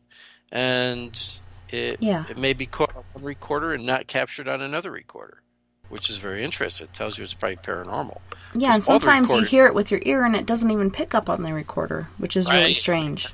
Yeah, it tells you, okay, if it really was something, then the recorders, if it was a person, the recorders should have captured it all too, but they didn't. So how is that possible? And I hear it, but nobody else heard it. Yeah, and 2 of you might hear it, but the third person may not. And it's just nice validation stuff. So I use several recorders when doing cases. A few cameras I'll set up where I feel the most activity is probably going to take place based on what we've been told, and as well as what I feel when I do a walkthrough of the place. If I feel one room has like a heaviness to it, or it feels different than the other rooms, I'll set up equipment there, and just let it run, But I try to keep it simple. I don't get into using the SLS stuff and all the more, I do think the Ovilus can be a good device. I don't have one, but that can work. But, the Ghost Radar pretty much does a very similar thing. I do have the Portal app on my phone, which I'll use occasionally. I do have an SB7 Spirit Box, which I'll pull out once in a while. It just all depends on what we're doing, what the case is, and what I want to try. If I'm not having any communication with one thing, I may pull out something else and try it. Because sometimes they'll communicate better through one thing than another. It just all depends. Yeah. But I think what's important is when you do go in and investigate any place, when you're walking through, introduce yourself. Tell them who you are, what you're there for, that you just want to talk to them, find out more about them. You're there. That's what you're there for, right? Sometimes in these places that have been investigated to death, you don't need to explain the devices because everybody used everything through these places. If the spirits don't know it by now, they ain't never going to know it. Right. So you may say, hey, I've got a K2, which you probably know what that is. And if you could communicate with me through that, I would greatly appreciate it. Always be respectful. Talk to them in a nice way. You catch more flies with honey than vinegar, so to speak. So talk to them like you would want somebody to talk to you. Right. I always say in the earlier days, a lot of investigators always got the get out because they were being rude. And if somebody came into your house and said, I demand you talk to me, and you need to tell me, who you are, and I want to know why what you died from, and what would you tell somebody who came into your house and acted that way? I say, right, and who are you? Get out. I say, get out.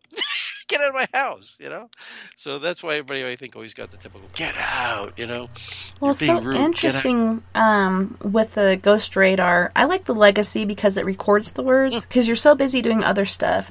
To have the Legacy, it records the words for you, which it worked on my old phone. With my new phone, I'm still having issues trying to get it up and running, but we actually had a lot of success with that in the Durango Railroad station there, and Did you try just uninstalling and reinstalling it on the new phone? I might try that, but yeah. Taken the first time, as long as you've got it in your apps, you can just uninstall it and then reinstall it. Yeah, every time I've used it on any phone, which I've always had Androids, it's been fine. But I have an iPhone now, so it might be different.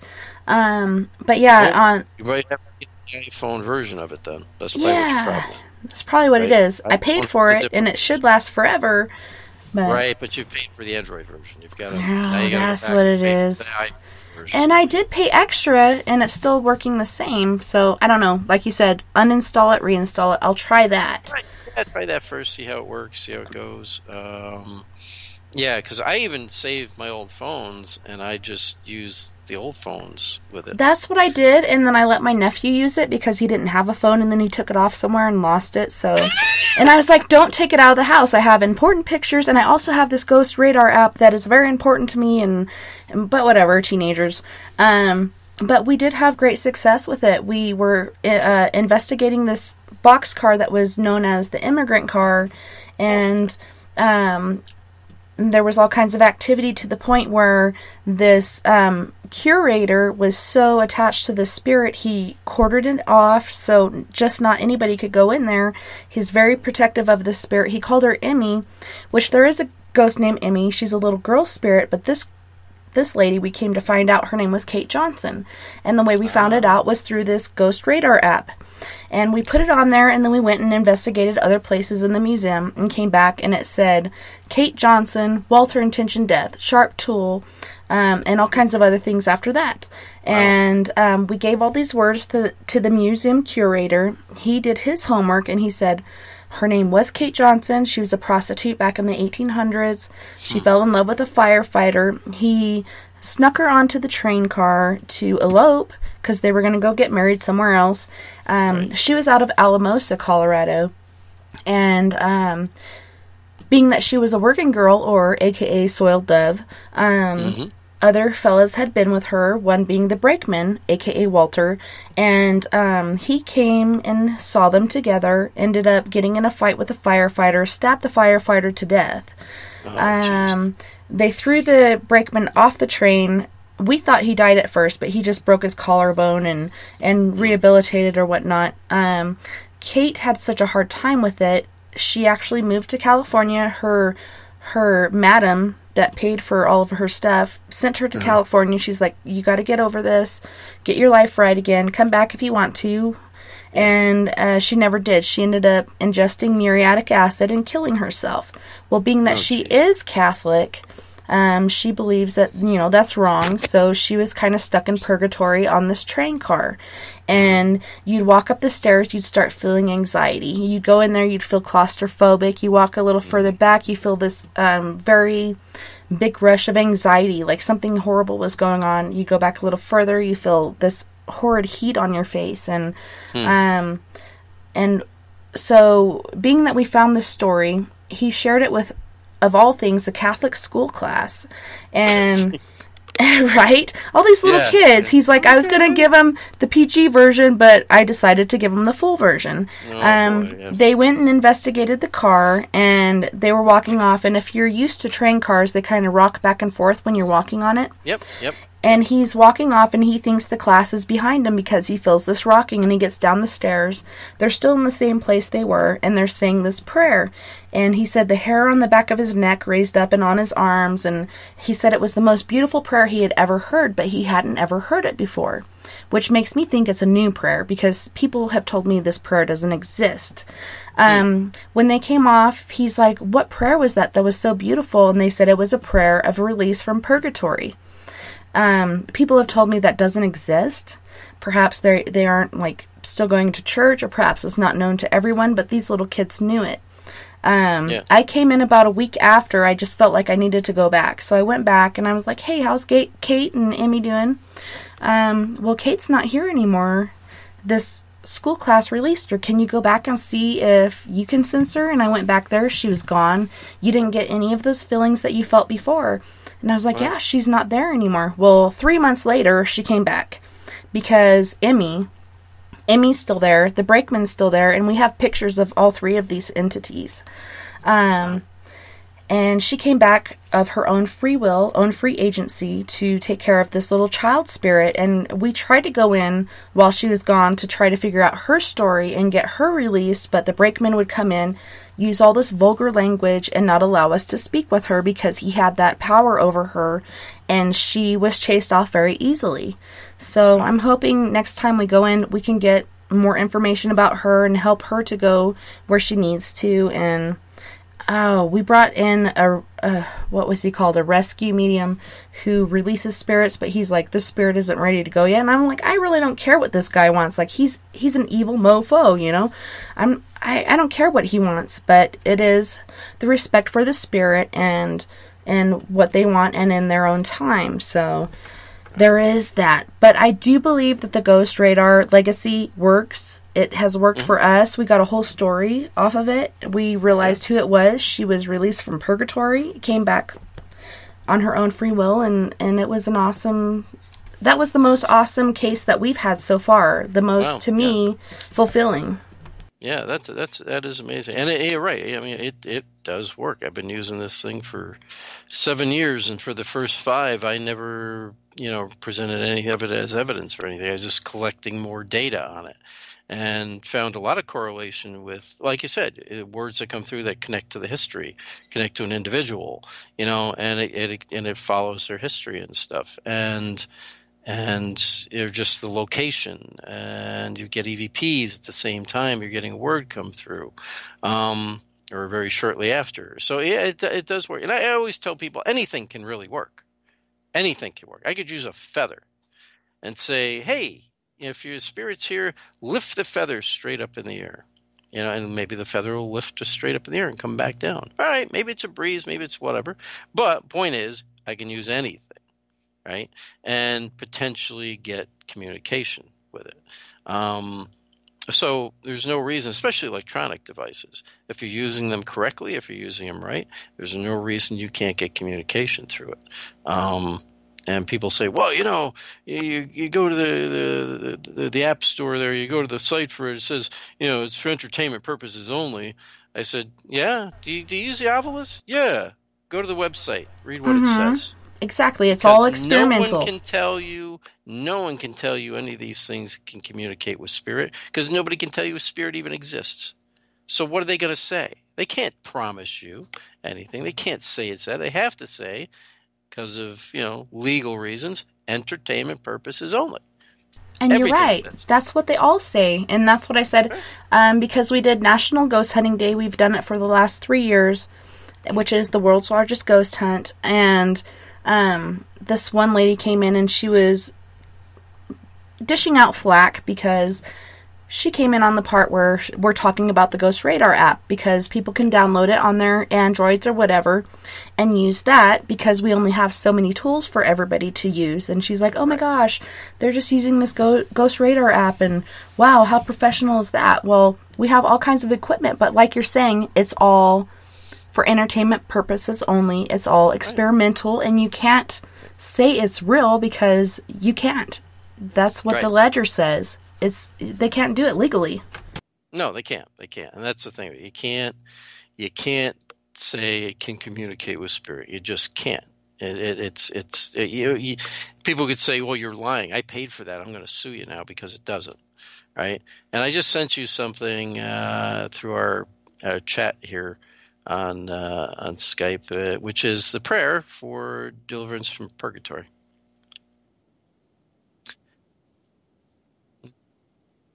Yes, it does. It's actually I don't know why they wouldn't think it does exist. It's considered the prayer of Saint Gertrude. Okay, yeah, and prayer for the holy souls in purgatory. Yeah, and that's just have faith. Yeah.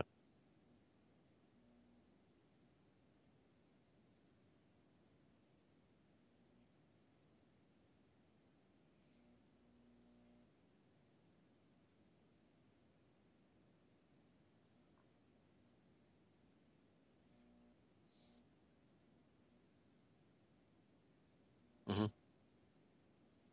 Right.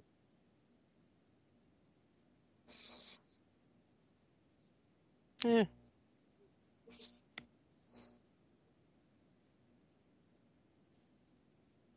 Well, you're not as good a Catholic as you thought, though. You don't know everything. Let's put it this way: you don't know everything. So, yeah, it's there. I mean, I just sent it to you. You can find it online. Just look up prayer for release from purgatory. It's a prayer from Saint Gertrude, and it's a prayer that can be said for people who are suffering in purgatory. So there's probably different ones, but that's the one that I happen to know about. Nice. Yeah, there's prayers for everything. I mean, there's prayers for everything. Yeah, and I muted myself again. The dreaded mute button. When I bounced over there to check it out, I left myself muted. But like I was saying before, you don't have to find your church in organized religion. You can go to the forest or the mountains or to the river, wherever you find your peace, and communicate with God. You don't have to go to an organized church to find that. It's not in the rule of books or whatever. No, and I mean, I'm Roman Catholic, but Mass is about there's a whole thing behind. There's a whole book written about what Mass is really about. It's complicated, but I won't get into it. But you don't have to go to Mass to communicate with God, and that's or so true. Saint Yeah. or any of them. I used to, and I still carry my small little pocket Bible on me. But I used to go hunting and fishing. I used to sometimes. It was so quiet and peaceful. I used to just break it out and read a little bit out of there, and felt closer to my Creator there than any other time, than in church. So I don't go to church a lot personally. That doesn't mean I don't believe or have my faith, and that's one thing when you're working in this field you better have. You better have belief and faith in something positive. I'm not telling you it has to be, Catholic Church. I'm not telling you it has to be paganism. Whatever you find you connect with that's a positive influence on life, have faith in that, and you will find protection in it.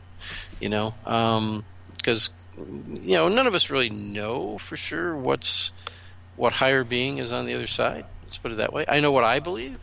That doesn't mean I'm right, but it doesn't mean somebody else who believes in something else is wrong either, right? We may find out, oh my God, there's just this one all big thing here. Wow, look at that. And it's whatever you had believed it was. Wow, look at that. That's amazing, isn't it? I don't know. I don't know. Well, it's funny because even as a young child, I was reaching out for spirituality. Like my mother gave it to me to a certain extent, and she was, my base of spirituality. She was a very spiritual person. She can go out and communicate with the dead. She received so many messages. She even knew when exactly she was going to die and recruited her father to help her. At first, they fought about it because he's like, you shouldn't be talking this way. But she's like, no, Dad, this is what's going to happen. This is when it's going to happen. I want my funeral to be this way, and I want you to help me with it. He finally relented and helped her. At first, he was really pissed off about it. But then he came around and was like, okay, I will help you with this. And then it came to pass. But I reached out to any church I could go to, and different awesome people took me to church, and then after my dad let us go, we moved to our grandparents' house, which was kind of a Southern Baptist, but not. It was like backwoods hillbilly Boston, Arkansas church. Kind of a quasi. Yeah, quasi church. And then so I was baptized in the Mormon church, and then for like 5 years, my paranormal stuff quit when I got baptized. And then it started again when I was 13. And then when I went into the military, I had every church at my fingertips. And the Catholic Church was one of the first ones that I went to because I'm like, wow, which one am I going to go to first? I chose the Catholic one, and I was like, wow. Like, I can't even understand what they're saying. But there were so many things that I took from it. And I just went to every church trying to figure out what was right. And I think everybody has a little stint of what's right. And, everybody's like, we have the full faith, we have the full truth, which is not true. Everybody has a little glint of it. And if we just all band together, we could have that true church. But, the human ego, it being what it is, it is what it is. To be human is to err. It is what it is. That's right. That's right. Everybody knows what they believe and what they believe in, and actually, a lot of people don't realize, like with the Catholic, especially the Roman Catholic Church, especially, a lot of the rituals are based on paganism, because a lot of people don't forget that Emperor Constantine, who really created the current existing Roman Catholic Church, he was pagan. His mother was Catholic. And a very staunch Catholic. She's the one who, had dealt with trying to find all the artifacts from the crucifixion of Christ and all that. So he supported his mother with that. But he remained pagan throughout his whole life and only converted on his deathbed. Well, because he oversaw Rome was still filled with a lot of pagans. And there was a war between the pagans and the Christians at one time where they were trying to wipe each other out. So he had to quell that and bring commonality between it. So there's a lot of rituals within the Roman Catholic Church that are also within the pagan church, like using incense to cleanse, using even with baptism and water and things like that. There's a lot of commonalities between them, and that's because of Emperor Constantine and trying to convert pagans to Catholic. In the end. And when he did convert at the end, a lot of the pagans converted with him who liked him and followed him. So it made it easier for them to do that because so many rituals were already built into it. Well, I have to say that I'm really excited about this new pope. There's so many awesome new things that he's doing that nobody else has, and he's actually talking about redeciphering the Bible, which they do have the original relics of the Bible, and they're talking about going in and redeciphering it and not keeping things out or putting things in for what man wants to be in there. It's going to be the true and full text. And so I'm excited to see what that is when it does actually come out, because that's where a lot of people go here and there, because it doesn't feel right to the spirit. This isn't right. This is right. Well, how come this whole thing isn't? Because they take things out and they put things in according to the will of man, what they want to be happening. And so I'm excited about that. Yeah, well, it's based on interpretation, too. Mm-hmm. And, older interpretations as compared to newer interpretation, or your own interpretation. If you go to well, it's how the words that were written back then are interpreted to mean today, because a lot of it's written in Latin and things like that. So there's not exact translations all the time, so they have to struggle with that. So part of what he's doing is going back to the original text and having them reinterpreted, right? Or not interpreted, but reconverted, translated, to more modern language, trying to find what the true meaning was, because they've got more information now on what some of those words really mean as compared to what they thought they meant back 30 years ago, 50 years ago, 100 years ago. Well, plus they have the old version and the new version, and things have been omitted, things have been added, and if we just get the full text the way it was in the first place, people can interpret it on their own more easily. And if you were to go to a mass in Europe, it'd be somewhat different than a mass that's held here in the United States, because of the way they interpreted things compared to the way we over here interpreted things. So they've been trying to do more with that and keep it a commonality too. And they made us change a lot of stuff because we had it too loose. So, but the other thing about the current Pope that I like, a lot of people don't know, is he's an exorcist. That's awesome. People don't know that. He actually did perform an exorcism rite. Well, it was just a prayer on a boy who was in a wheelchair that was brought to him at one of the masses in the Vatican, and he just laid his hand on the boy's forehead, said a prayer, and you see him shake and collapse. Right, and then later on, he was healed of certain things. He didn't get out of the wheelchair, but he was healed of some other mental issues he was having, which really weren't mental issues. They were this demonic that was affecting him, impacting him. And he didn't say it at the time. He didn't say what he did at the time. It took people a little time to figure out what had happened.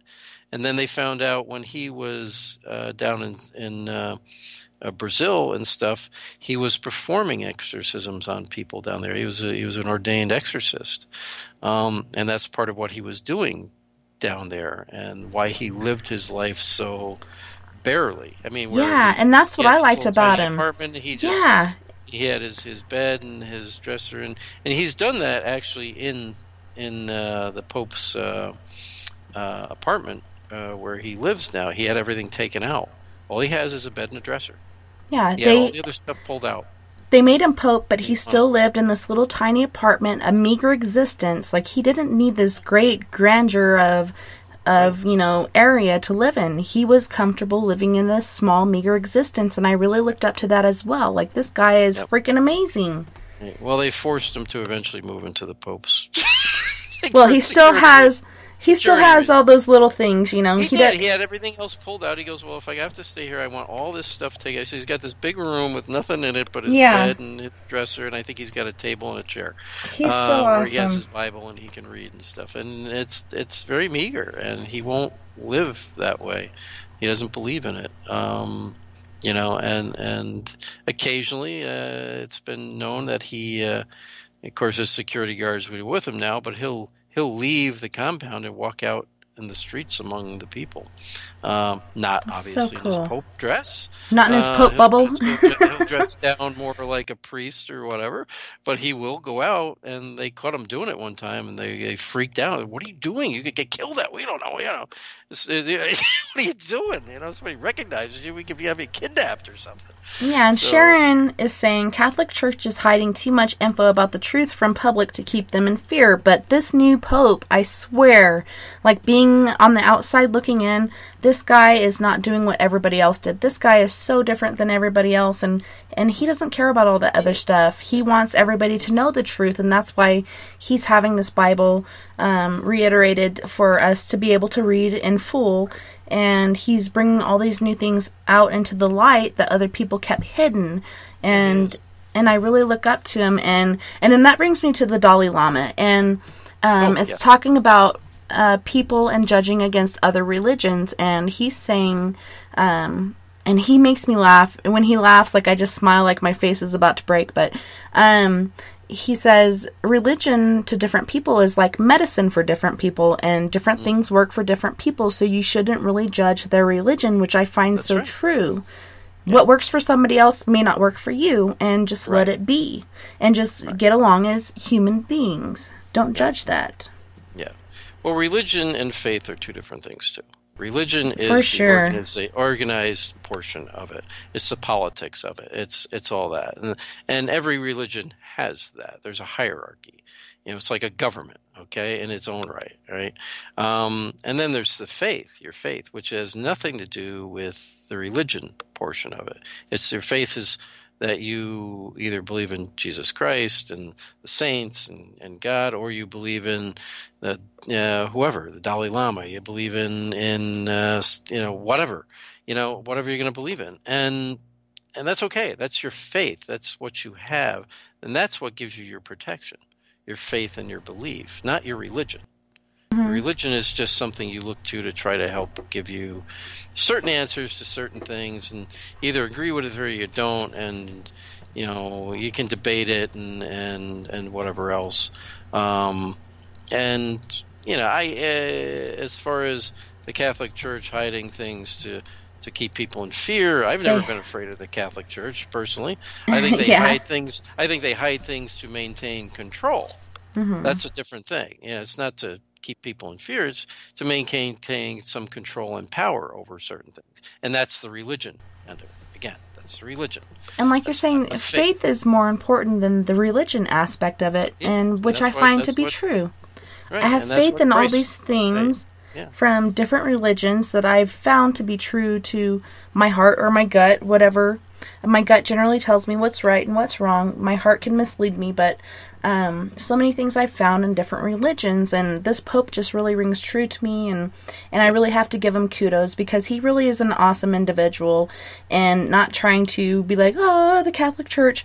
No, this guy is really awesome. That's because if you listen to him, see, he believed in the teachings of Christ, which Christ didn't teach religion. He taught faith. Different thing there. His religion, he was Jewish. He went against his religion in some ways to teach faith. Okay, there's the difference right there.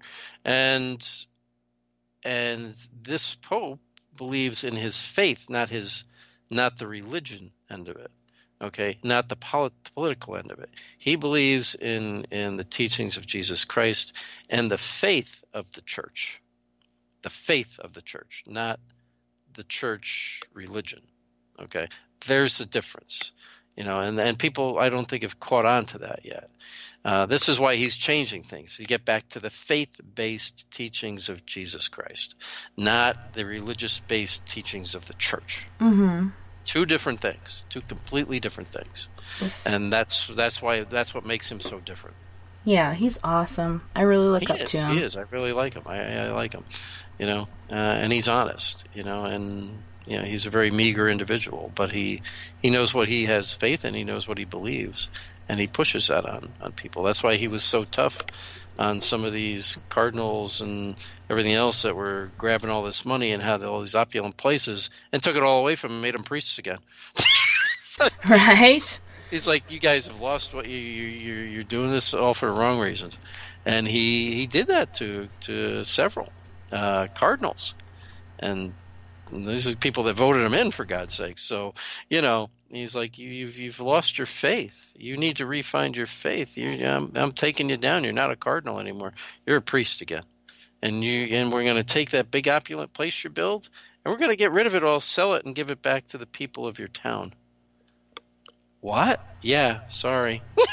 It's like Robin Hood. Yeah, he was in a way. He was in a way, and he did. He put it back into the community and let the people there decide what should be done for their faith in regards to that, and got rid of all that opulent building that the cardinal was living in. It wasn't the church. It wasn't where people went to worship. It was where he lived, and it was this like big mansion. Mm-hmm. And he's like, no, you're not going to live that way. I'm not allowing that. Because you're stealing from the people of your community to make yourself live in a rich lifestyle. So that's what they did. That's what he did. That's what he forced them to do. So he's all about faith. He's not about religion. Yeah, and I wear 2 things around my neck. I have a silver cross and I have my St. Michael medallion. And like I said, I'm Jack Mormon. I'm a Christian to heart, but I do believe in St. Michael. I do have faith in these different things that ring true to me. And St. Michael is like one of my besties, and so is my brother Jesus Christ. There's different things that you have to take out in the field with you to protect yourself. There's different prayers. I say the St. Michael prayer before I go in somewhere, and sometimes it'll work against me because some things won't come out to communicate anymore. Right. But that's okay, But at the same time, it's kind of like, oh man, should I not have done that? But I do have that faith, and I do want that to protect me because there are dark things out there that just want to tear you down and like you said, keep you from helping these people. And I actually had an attack several times. I've been scratched a few times. I actually had something possess my body. This was an apartment in the backyard of a Catholic church. This thing followed me home, which was right up the road, took over my body. I woke up naked behind the wheel of my car and was like, where the heck am I? What am I doing? I went back home. Everybody's locked in the master bedroom. And I'm like, okay, I'm just going to put my pajamas back on. I'm going to lay on the couch. I'm going to watch TV and go to sleep. My husband generally would come out and be all pissed off at me, but he was genuinely concerned. He's like, are you okay? He knew it wasn't me because not only my voice was different and the things I was saying, but my facial features were different. And this thing was trying to scare me from helping people, and I'm not going to be afraid. I'm going to keep doing what I'm doing because that is my goal, is to help people. That's right. And that's what you have to do. And to be honest, I go in without doing any prayer. To cases typically, just because I do have faith that if I need that protection, it's there. St. Michael is my guide and protector. Actually, that's who comes through for me when I give people readings. The first name I get is Michael, followed by this image of get this one, but it makes, I had to ask somebody about it. They said, well, they explained it to me, and I'll tell you what it is in a second. I get this vision of this big black motorcycle with a lot of chrome. They said, well, you realize that's the more the modern day version of the Archangel Michael, the big tough biker guy. Mm-hmm. I'm like, I never thought of that. He said, oh yeah, it's kind of the modern day version of him, because he's a tough, he's a fighter, he's the guardian, so to speak, but he's on the positive side. That's why a little dark, because he's a fighter, but yeah, all that nice bright chrome. But that's the name, and that's the vision that comes through, and then I'll get the word, and then the word will come through. So I always believe, and people are funny because there's some people who are sensitive and I believe psychic themselves. They say, Jack, you got this huge, tall, dark shadow figure behind you. I'm like, yeah, I know, but it's dark shadow. Yeah, it's not negative. Don't worry. They see it. And I tell them, I said, it's St. Michael standing back there. He's there if I need him. I do believe that. I believe he's there if I need him to be. Yes. Especially when I go in for cases like that. And I do think that's why in some cases, before I totally realized all this, I've seen other demonic things before, and they're always backing away from me. Yeah. Always backing up. And I asked a priest about that, a friend of mine who's actually psychic.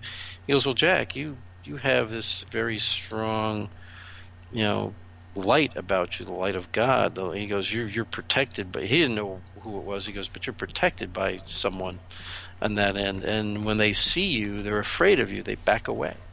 They don't want to communicate with you, and that's why you see them because I can see them in my head, but it's like it's there in front of me. And I'll watch these crazy looking things. They just I take a step towards them, they back off. They keep backing away. And he goes, they're afraid of you. He goes, you have this ability. And this is where I started running into demonic cases after having a conversation with him. He goes, I'm going to do something for you, Jack. Here's a guy who's a priest, a friend of mine. I said, what? He goes, I'm going to pray for you to get a demonic case. I'm like, what? No, don't do that. Please, don't do that. No, I'm going to do it. He goes, because you can handle them and you can actually help people. He goes, so I'm going to pray for this to happen to you. A year after he did that, and he prayed for I don't know how long for me, because he was telling me, I had my first demonic case. And now I've been running into more and more of them. So I talked to him and somebody else. So why do I keep running into more of them now? I had never ran into cases like this before. He goes, because you had your first one. He goes, now they know who you are. And they're going to look to try to fight against you. So these cases keep coming to you. Number one, because your faith is bringing them to you, but these things are searching you out to try to keep you from helping people. I'm like, oh, that's great. Yeah. Wonderful. I really don't want these kind of cases, but all right, if I'm meant to. But I've learned to go with it, and just, if that's what I'm meant to do, then that's what God wants me to do. That's what I'm going to do. Well, John, a.k.a. Jack, we got to go to our second commercial break. You guys don't go anywhere. We'll be right back after these messages. Heading to Vancouver and looking for a night on the town? The Moose Vancouver is the bar that never stops rocking until 2 a.m. every night. The Moose has great food with everything on the menu from $6.95 to $8.95. Fantastic, vibrant staff and rock and roll that will bring you back to when the music was real, the hair was long, and the guitars were rocking. Get your party on at the Moose Vancouver, the official party bar of Spaced Out Radio. Get your horns up with me on Spaced Out Radio. This is Ron Bumblefoot Thal. Come tune in to SOR where you can hear me rock out with Little Brother is Watching, the official theme song of Spaced Out Radio. And then come on over to bumblefoot.com where you can find out about my tour schedule, my music, and everything else. Bumblefoot.com keeps you up to date on what I'm doing and the best way to stay in touch with my music and music camps. Sign up for my newsletter at bumblefoot.com and remember, Little Brother is Watching. Looking for the stories of the strange and weird that you will find hard to find anywhere else? Check out the SOR Newswire on our website. Our writers, led by Captain Shirk, are scouring the world for the oddest and most bizarre stories we can find. Everything from weird crime to suspenseful and paranormal. We're working hard for you to bring you the most intriguing news of your day. Check out the SOR Newswire at spacedoutradio.com today. You hear footsteps in the empty room above you. A rocking chair begins rocking by itself. Don't be afraid of the things that go bump in the night. Reach for S.P.I.R.I.T Storybox, the iPhone app the Huffington Post UK called the only ghost hunting app you will ever need. S.P.I.R.I.T Storybox. The spirits are telling their stories. Are you listening? Hi there, this is Geraldine Orozco from San Francisco's Bay Area Meditation. I invite you to join me the first Tuesday of every month with Dave Scott for Spaced Out Radio's The Spiritual You. In this fast-paced world we live in, it's time for you to take some time for you. We'll cover every possible subject from powerful meditation to healing techniques to your own intuition and spirituality. So come join us for The Spiritual You. The freedom to post what you want, when you want. That's the social media freedom you need. Social Media Freedom is the free app in your app store. No need to worry about going to jail or being shadow banned any longer. It's the freedom to say what you feel. The freedom to know Big Brother isn't watching. It's the way social media is supposed to be. Social Media Freedom. It's time to set yourself free. Download from your app store today. You know, it's hard being the bad man of ufology, but that's just the way that I like it. This is Chris George Zuger, and I'll be hanging out with Dave Scott and SOR scientist Chris Cogswell for Reality Paranormal, the second Wednesday of every month. And our job is to break it down and come to conclusions as to what is really going on in the supernatural world. I'd love for you to join us right here on Spaced Out Radio. Are you intrigued by paranormal talk radio? You'll love the new Paranormal Radio app from TalkStream Live. You'll find a great selection of talk shows covering UFOs, ghosts, strange phenomena, and much more. Download the Paranormal Radio app now and start listening to the very best in paranormal talk entertainment, including the network you're listening to right now, the Paranormal Radio app, free in Google Play and the iOS App Store. We are getting ready to relaunch the SOR Space Travelers Club at spacedoutradio.com. For $5 a month, you can join us for a plethora of features found nowhere else. Hang out in a private chat room during the show and after party. You can check out some exclusive content and a store specifically for you, as well as a private listener forum where you can post your thoughts, stories, and pictures. The SOR Space Travelers Club, coming soon to spacedoutradio.com. Do you want to know what's really going on in your world? Do you have questions about who you can trust in the mainstream media? Then look no further than the Rebel Planet. Come get the straight answers right here at spacedoutradio.com. Join me, Jamie Sexton, creator of Rebel Planet News, as I fill you in on the stories behind the stories. All you truth seekers, be sure to tune in to Rebel Planet on spacedoutradio.com the third Thursday of every month. Find your escape where time has no limits. It's about living today and cherishing the heritage of yesterday. A spirit of adventure for what is new, with the nostalgia of the past. Your timepiece is a reflection of who you are. Life surrounded by beauty from the world around us to the soul within. EscapeWatches.com.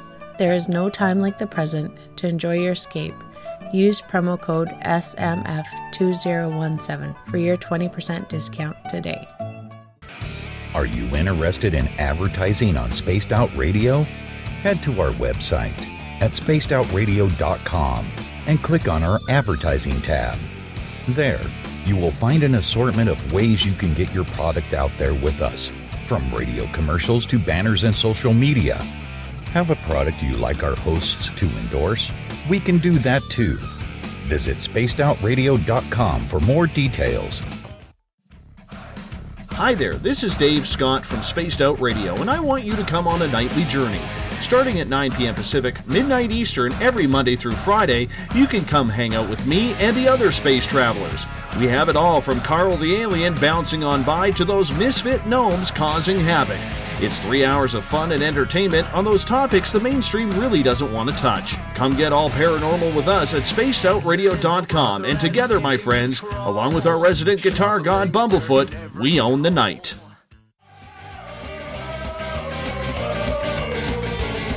Sit back, relax, grab a drink, and listen closely. Spaced Out Radio continues through the weekend. From the mile-high mountains of Colorado to you, listening around the world, this is Spaced Out Weekend with Tessa N Thomas.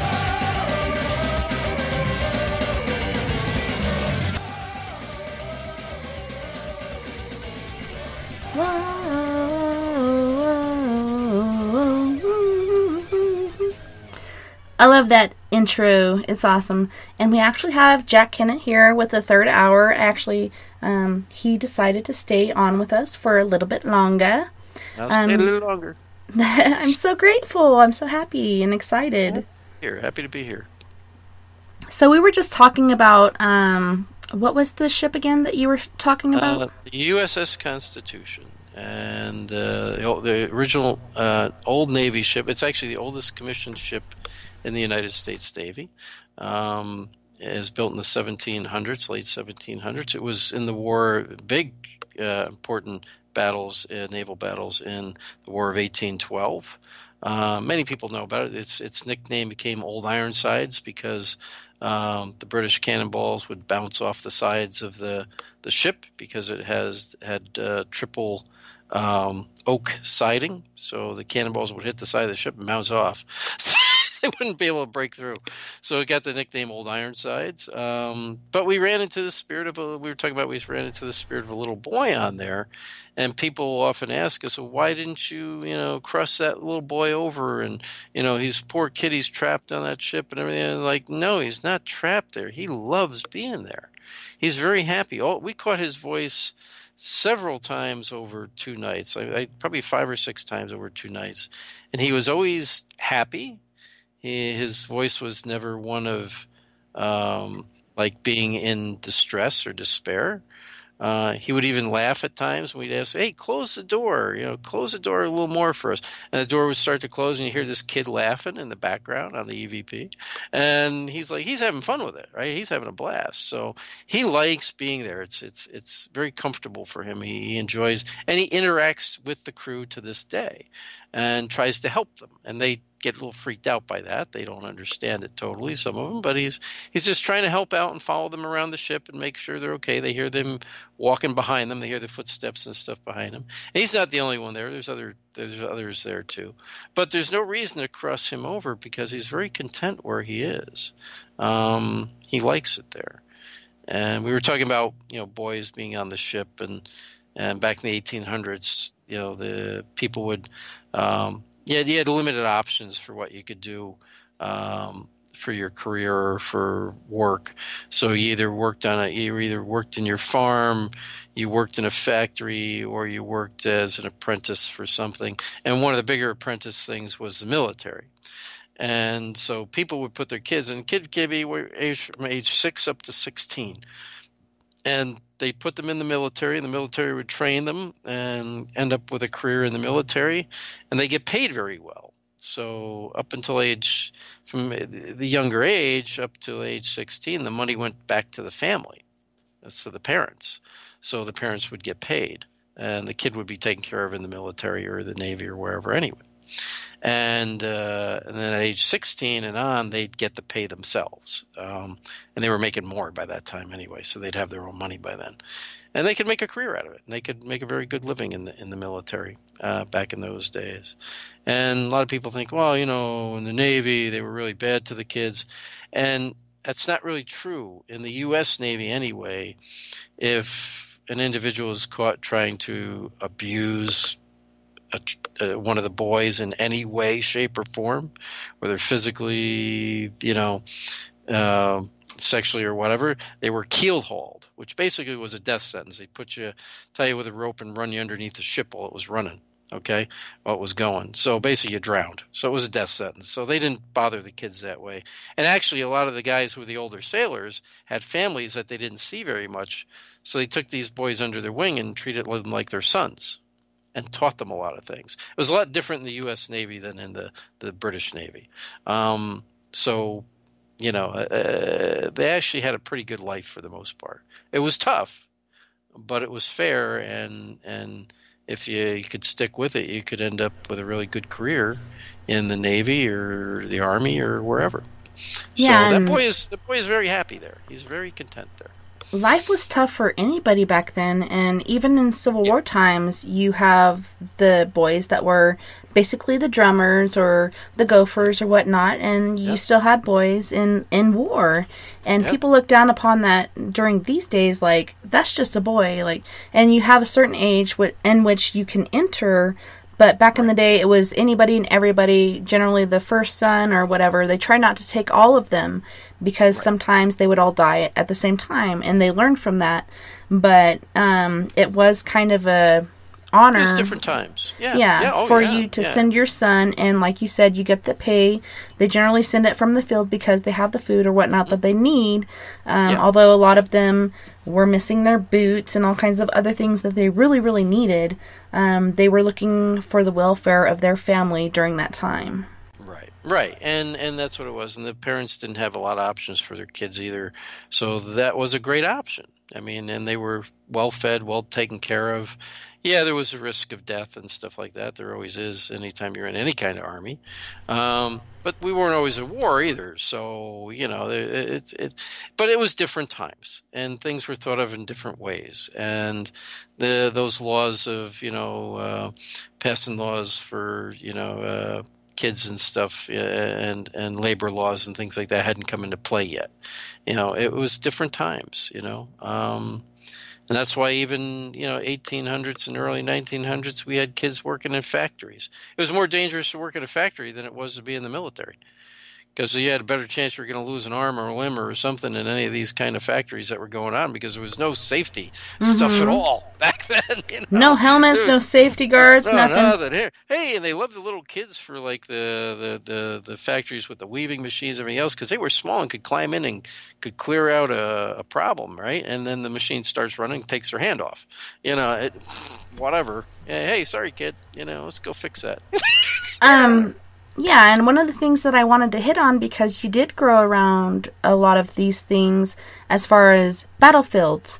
I actually did some investigations when I went back home to visit at Prairie Grove Battlefield, and we came across several spirits, and my daughter Nova, she was probably like 12 at the time, witnessed a spirit running up the stairs, which the house that was originally there burned down, but they rebuilt the house on the where this house was, and she saw a guy running up the stairs, and he was wearing this khaki colored uniform, and I was like, well, maybe, to me it seemed like a park ranger. That's a park ranger color. And so the next day we had to go and get permission, because that night the cops came in, and my sister was walking down this trail by herself, being all brave and everything, and she heard somebody say, "What are you doing?" And she's like, "Ah!" And she ran back up, and I got this picture of her with a not so nice look on her face, and she's like, "You gotta erase that, that's so ugly." But she had that genuine fear and fright in her face. So we went the next day to sign all the paperwork, get permission. They didn't have it blocked off like most parks do. So we went in, but we got permission that night, and as we're walking around waiting for the paperwork to get settled, we find this uniform on a model that is khaki colored with gold embellishments, and it was actually an Arkansas, like, southern uniform. You think of blue and gray, but this was a khaki colored with gold embellishments. And so we're like, oh my gosh, she actually saw like a general or whatever running up the stairs. So that was pretty awesome and amazing. What kind of, did you have any interaction or any sort of sightings on the battlefields where you grew up at? No, I mean, I never have. I mean, I've been down to, of course, well, we got Saratoga Battlefield just up from me here in New York, which was a Revolutionary battlefield. That's where Benedict Arnold was the actually hero of that battle up in Saratoga. But I've never seen anything up there. I know people who have. I've been up there and felt different things. I've heard different things. Like, you can hear people talking when there's nobody around, and it sounds like, military, like yelling and things like that. And but there's nobody around. And it's like there's nobody out here, because not a lot of people go up to visit that place. I'm like, okay, I don't know what that is. And the park rangers will tell you they've experienced stuff too. They don't like to talk about it too much, but they have. But I know people who have seen Revolutionary type soldiers walking on that battlefield that look like they were injured at times. But I've never have. I've been down to, of course, Gettysburg quite a few times, down the battlefield. I did see something down there one time. Not on the battlefield. I was over at the cemetery, and it was in the evening. It was just getting towards dusk. It was still open at that point, and I just walked in. It was actually off season, so there wasn't really anybody there, and I was just walking around to where where Lincoln had given his speech, and the road in there kind of circles around. The walkway kind of circles around. So I looked up and I see this figure walking at the other side of the walkway, like probably about 40 yards away from me. And I'm like, it's not really a person. It looks gray, like all gray and almost transparent. And I look and I just shake my head, and then it's gone. And I'm looking, going, where'd that person go? All of a sudden, they were just gone. It's like it was seconds. It's like they couldn't be out of here. oh, and I suddenly realized, oh, I just saw a ghost walking through the cemetery there. Okay, all right, that's interesting. It didn't freak me out, but it was like, wow, that's really, I just really saw it. And it did look like the more I thought about it, looking at it, looked like the uniform of a soldier and just walking like, pacing the place, or patrolling the place. It's like, wow, that's really interesting. Okay. So I have seen stuff like that, but not on the battlefields themselves, no. Well, that brings me to my next question. Have you guys ever used sound as like a trigger object? Because one night, I believe it was the third night we were there, we went into this little river divot, and there's all kinds of trees and stuff growing along, but there's a path that was cut away, and I decided to park my car there. I put my speakers out of the window and decided to try this experiment, which I had never tried before. And so I looked up Civil War battle sounds, and I played it out the window. And all of a sudden, my daughter Nova, which can not only see spirits, she can feel what they're feeling. She saw this spirit run by and jump into the tree line. And she's like, Mom, can we go? Can we go? Please, can we go? And I'm like, don't be afraid. Like, we're all going to be ghosts someday, and this and this and that and that. And she's like, Mom, it wasn't because I saw him. It's because of I felt what he was feeling, like this fear for his life, and he was running and trying to get away from the gunfire. And as I was pointing my flare camera at the tree line, I could see explosions behind it.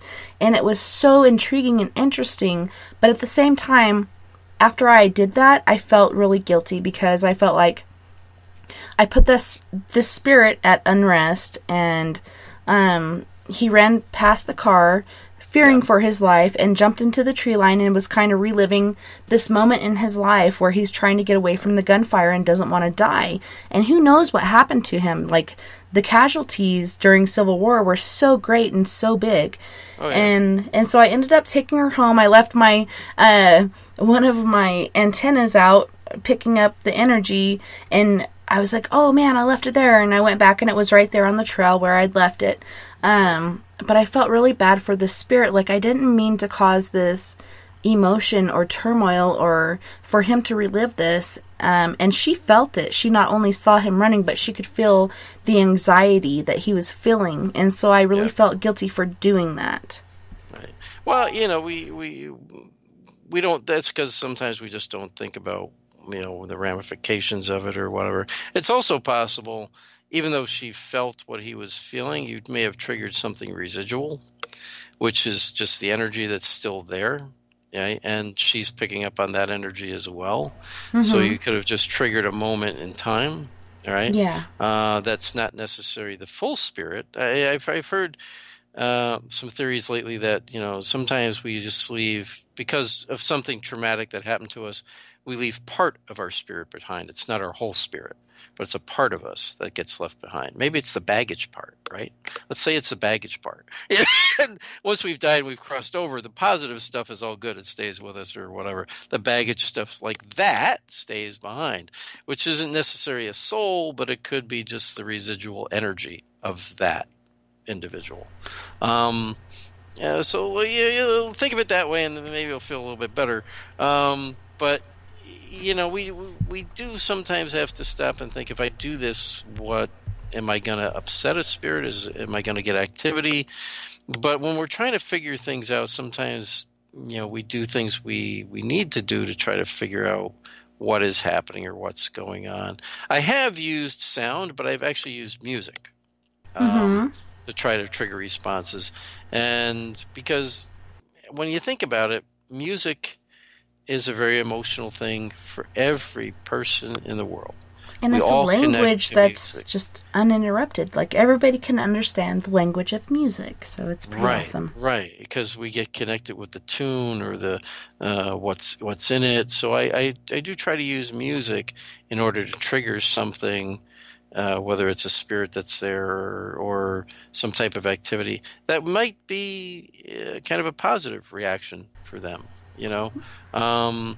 And try to tie it into the time frame of maybe when this spirit existed.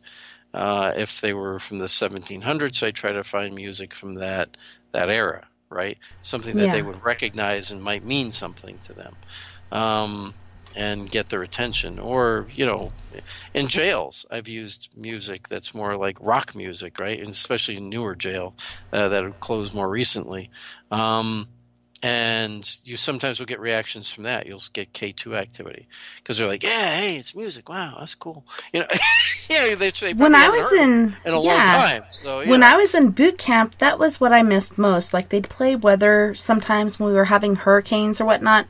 But when I was going to the medical facility, the bus driver would play music, but so quietly that everybody would quiet down so much so they could hear it. And that's what I missed so much was music. It wasn't so much TV or anything else like that. It was music. Right. And it meant so much to me. Right, because music brings out an emotional response in everyone in a different way. People can listen to the same song and have a different emotional response to it. Sometimes it can work to your disadvantage, too, because sometimes in playing music, like what you just said, the spirits quiet down so they can listen to it, so they don't interact. And then it's like, oh, I just did the completely opposite of what I planned to do. So then you try to play something that's maybe a little bit more shocking to them. They're like, oh, shut that off, That's noisy. I don't like that stuff. What is that? Shut that off. Then you get better interaction that way. Okay, we'll go back to your other music then. Okay. But it can work the opposite way. People, I don't think, always think of that you can play the music and you'll get no responses because they're listening to it. Well, Trip in the chat room, he was asking thoughts on wearing period attire to see if paranormal will interact better. Oh yeah, that definitely can work. Yeah. We've done that in historical locations where we have the docents who wear the period dress and stuff like that. So we ask them, like, if we're going to investigate at night, hey, can you come in with your period dress and we'll see if they interact with you, because a lot of them experience stuff. So when they're in their period dress, giving tours and stuff, so we say, hey, can you do that for us? And sometimes it'll work. Yeah, that can definitely work. Or you can dress up yourself. We kind of know in the paranormal field that does work, because the spirits who are in locations that were, older locations, are more likely to recognize, hey, I recognize that, and I want to interact. Maybe that's somebody I can interact with. Like you're in their time frame, so it can work. Yeah, definitely. We have Ryan, and he's asking, are there cases of spirits being so commonly communicated with that table have turned? Are some spirits curious why we are curious about them? Does that make sense? Sometimes, yes. I have noticed, especially with historical sites, that there's been a few that we were the first ones to ever investigate, and it's very quiet the first time we go, but the second time we go, they seem to understand better why we're there, and they try to communicate with us even before we start. So I have seen that, yes. And they once, if there is spirit there and they recognize that you're there, they will try to, sometimes the second time you come, as long as you were respectful of them and tried to talk to them like talking to people, then they realize, okay, hey, this person came to talk to me. Oh, they're back. I want to talk to them this time. I really didn't talk to them much the first time. Now I know what they're about, and they didn't do anything bad. And I'd like to really learn more about them. Sometimes they want to learn about you. So yes. I do believe that they are curious about us, like, what are we doing here? And it seemed like the more and more time we spent on Prairie Grove Battlefield, the more and more spirits that collected. And at the very end, we not only got this woman, and her name was Mary. She communicated with us several times. At first we saw her off the trail wearing her boat-out dress, and then we went to the house that her and her kids stayed in, and she communicated with us there. But then at the very end, that last night, we parked up by the bathrooms, and the lights are trigger sensitive as far as movement. And the men's bathroom light was on, and we had this guy with us, and we're like, hey, you got to go and check it out. And he's like, I don't want to, I'm scared. And we finally got him to go in because my oldest daughter went in with him, and nobody was in there. And then we started walking down the trail, and then my sister-in-law Ashley looked back, and she's like, do you realize your interior lights are on? And I'm like, no, they weren't on when we left, but they got turned on. I wasn't worried about it because I knew there was nobody in my car. I just figured it was something paranormal. It'll be okay. We moved down to the main house, which was rebuilt after the fire, and we sat on the sidewalk in front of it, and it was actually kind of a black top sidewalk, and we sat down with our tools, and you can feel these spirits encroaching from all sides coming, and you can hear the crackling in the forest and everything, and you can use the ghost radar and see these spirits, and there are so many of them surrounding us, and we're like, okay, we're leaving now, we're done, and we left, and we're like, thank you for your time and for everything we got, and sorry we interrupted what you had going on, but holy shnikes, it really scared us because you could feel them encroaching on you, and you can feel they weren't wanting us there anymore. They were like, okay, it's time to get out. It's time to get out now. And we're like, we felt that fear and like, we need to get out now before something bad happens. And so we did. And it was the most interesting effect I had ever felt in any paranormal investigation. And it was about 3 days long. But yeah, it was crazy. Yeah, that is crazy. Yeah. But you're right. You can feel that energy. You can feel it. Like, oh, I shouldn't be here. Should probably be leaving. Problem with me is I always stay when that happens because I'm like, I want to see what happens next. Let's see what happens if I stay. I wanted to. And sometimes it's not really as bad as you think it's going to be. Sometimes you just get some really loud, disembodied voices telling you go. Like, oh, okay. Now I got a voice. All right, I'm going to go. Yeah, I wanted to, but everybody around me was like, we gotta go right now, come on, can we please go? And I was like, all right. I'm gonna stay right here. Yeah, I'm not gonna stay by myself, are you crazy? I don't care. I might come marching out like a soldier or something and behead someone, who knows? With my antenna from my EMF, meter, who knows? Well, I always tell people, it's like the old saying that Jason and Gray used to say, when in doubt, get the hell out. That's if right. you really feel you shouldn't stay, then don't stay. I have pushed myself, especially on residential cases, where I get that feeling. It's like something doesn't want you there, wants you out, and wants you out badly. And no, I'm staying. Let's see what you can do. Okay, because I got to find out what the heck I'm dealing with here.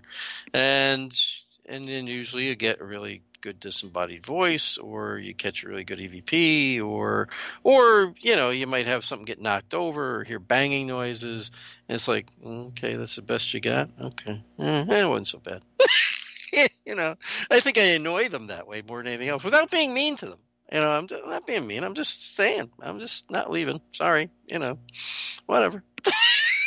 So there's ways to annoy spirit without really being, mean about it, and you gotta use those techniques, because it's like instigating without being mean about instigating. It's like, oh, I can sense you want me to leave. I'm just gonna stay. Pretend I don't know you want me to leave. I'm just gonna stay. And you really don't want to. You really want to leave, but you don't.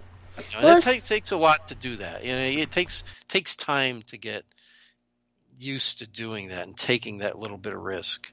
And it is a risk, because you don't know what's going to happen. But when you're trying to just find something out, for people, I'll take the risk then. If it's like, you're investigating just a location for fun or something like that, I probably won't take that risk. I probably will just, okay, they want us to leave now, I'll go, and a little bit more respectful that way. Yeah. Because it's a different situation too, so. And it was funny because when we first came into the path, there was a line of orbs. Like, generally, you get them here and there and everywhere.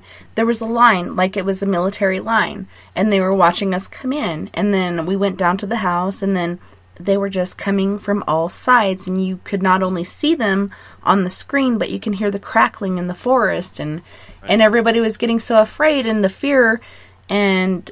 it could be contention or anger or whatever can feed these things, but these guys were really out of their minds with fear, and they're like, can we please go? Can we please go? There was no way I was going to stay by myself, because they obviously wanted us to go. They were like, okay, enough is enough, and you need to go. You got all you needed to get, and so we decided to leave, and we thanked them for their time, and whatnot, and then we ran up the trail.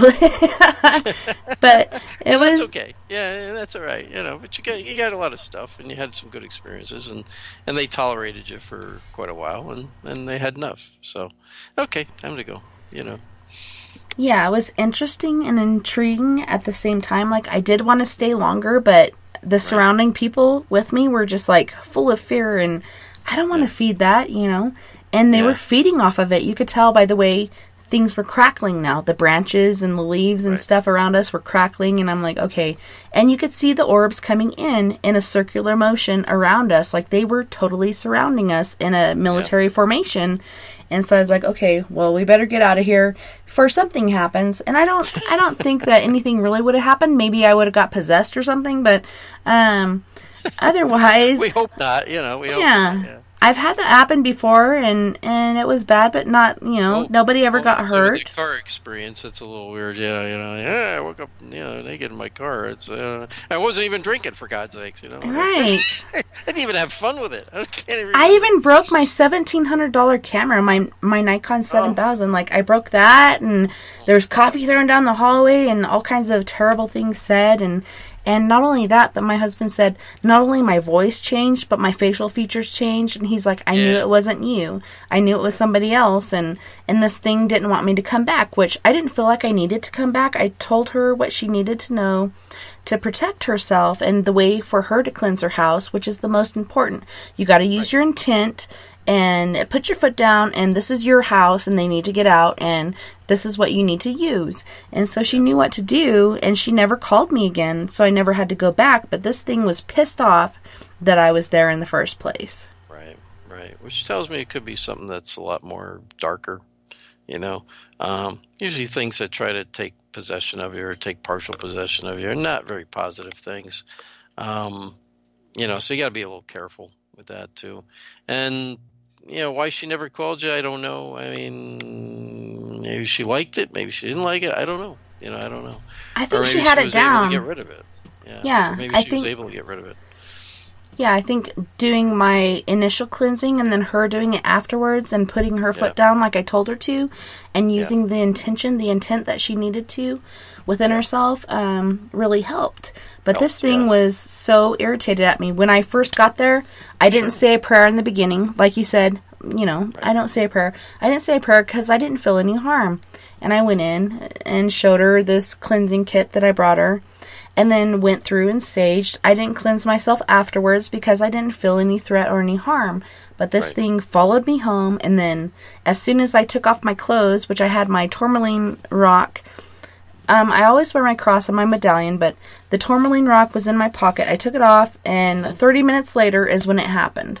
And it was just like total and utter chaos took over and ruled the household, and everybody hid in the master bedroom. And I didn't doubt it when I got back home. I'm like, obviously something really bad just happened. I'm going to put on my pajamas. I'm going to lay on the couch and watch TMZ or whatever's on the TV here at like 4 o'clock in the morning and go from there. But it was a learning experience. I was compromised when I went on that investigation, and I've learned not to go out compromised anymore. And I have a really good team, Four Corners Paranormal Investigations, and they can go out and take care of this stuff without me because they're so educated. And we do have classes every month to educate ourselves because education is so important. Absolutely. We have a core team. We have a secondhand team. Secondhand team can go out for fun stuff, which we don't have time for anymore. But the core team takes care of this important stuff for families and businesses and whoever else needs us. Right. Yeah, and building a good team is important too, and knowing different people's strengths and weaknesses, and letting them do the parts that they're probably going to be best at doing, and they like doing, is important too. And that's when you build it. That's when you get a strong team, because everybody knows what they're supposed to do. Everybody's got their things they're good at. Everybody can learn from each other. And even those who aren't good with certain things can get better at it by working with the people who are better at, like tech stuff or doing cleansings or, anything, as long as you're willing to practice and learn and whatever, you can all learn from each other and get better with each other and from other teams too, interacting with other teams and reaching out to other people and keeping open minds and getting advice and stuff like that is always helpful. And you know that. I mean, you guys have done that. You've got a good, strong team. So, but with that, I'm going to plug my one book, though, a little bit, if you don't mind. Yeah, please do. So my newest book that came out back in June, for people out there who are either interested in just learning a little bit more or building a team, Paranormal Research, a comprehensive guide to building a strong team is the name of the book. But it covers a lot of things, including equipment, more of the basic equipment, what we use it for, how we use it, what it really is designed for, even K2s and stuff like that. But I keep it all out in layman's terms, and I try to make it a fun read. But I also talk about, building your own team and putting egos aside. And just because you're the team founder doesn't mean you should be the team leader during investigations. You got to go with who has those strengths. Don't get caught up with, it's my team and I'm going to do things all my way. Listen to your other team members. Think outside the box. So we talk a lot about those type of things. History of different equipment that we use, how to use the equipment, and also, again, how to talk to spirit and how to communicate in ways that are respectful, but how to instigate without being rude, too. I get into discussions with that. And then also I include several of our team's actual investigations, including the USS Constitution is in there. What really went on, because we investigated that ship for 2 nights for the Navy. We're the very first investigation team, paranormal team to ever investigate it, per the request of the Navy. And what we actually did, what we ran into, what we accomplished on there, and insights from our investigators on each one of those investigations that's in the team, what it meant to them, the impact it had on them, because it has an impact. Anytime you investigate a place, it has an impact on it, in some way, shape, or form, or what it meant to you personally. And then my other book, Hauntings, Ghosts, and Demons, is more of a fun read. There's 6 stories in there that are just based on some of our investigations and 2 that are made up, but they do include all real evidence. Both those books have the evidence that you can go to our website, spiritsofnewengland.org, and you can actually listen to the EVPs or watch the video with the shadow figures and stuff like that from these different investigations. But Haunting, Ghosts, and Demons is more of a fun read, but what I did find out is people learned a lot of techniques from it, investigation techniques, which I do include in there. So, these 2 books are out. They're doing very well. People really love them. I sell out at all my different events I do when I bring them. So, but if you want, they're available on Amazon.com or BarnesandNoble.com, and you can check them out there. Then I've got my graphic novel, also both at those locations, Amazon.com or BarnesandNoble.com, which is based on one of our actual investigations out in Springfield, Massachusetts, of a client case, and how a old pauper cemetery tied into that. And it talks about those souls. It's called Spirits, the Forgotten Souls of Bay Path. Bay Path is the cemetery out in Springfield, Mass. Actual place, actual location. You can visit it, that cemetery. And it's just a very small little field, and no headstones, no nothing. It's unmarked. And there's over 1,000 individuals buried there that used to live in the old almshouse, which actually connected to the whole haunting that the individual was having, because he worked at the new Kindred Hospital, which was the location of the old almshouse.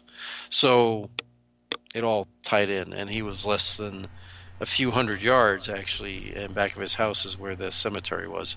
So it all tied in.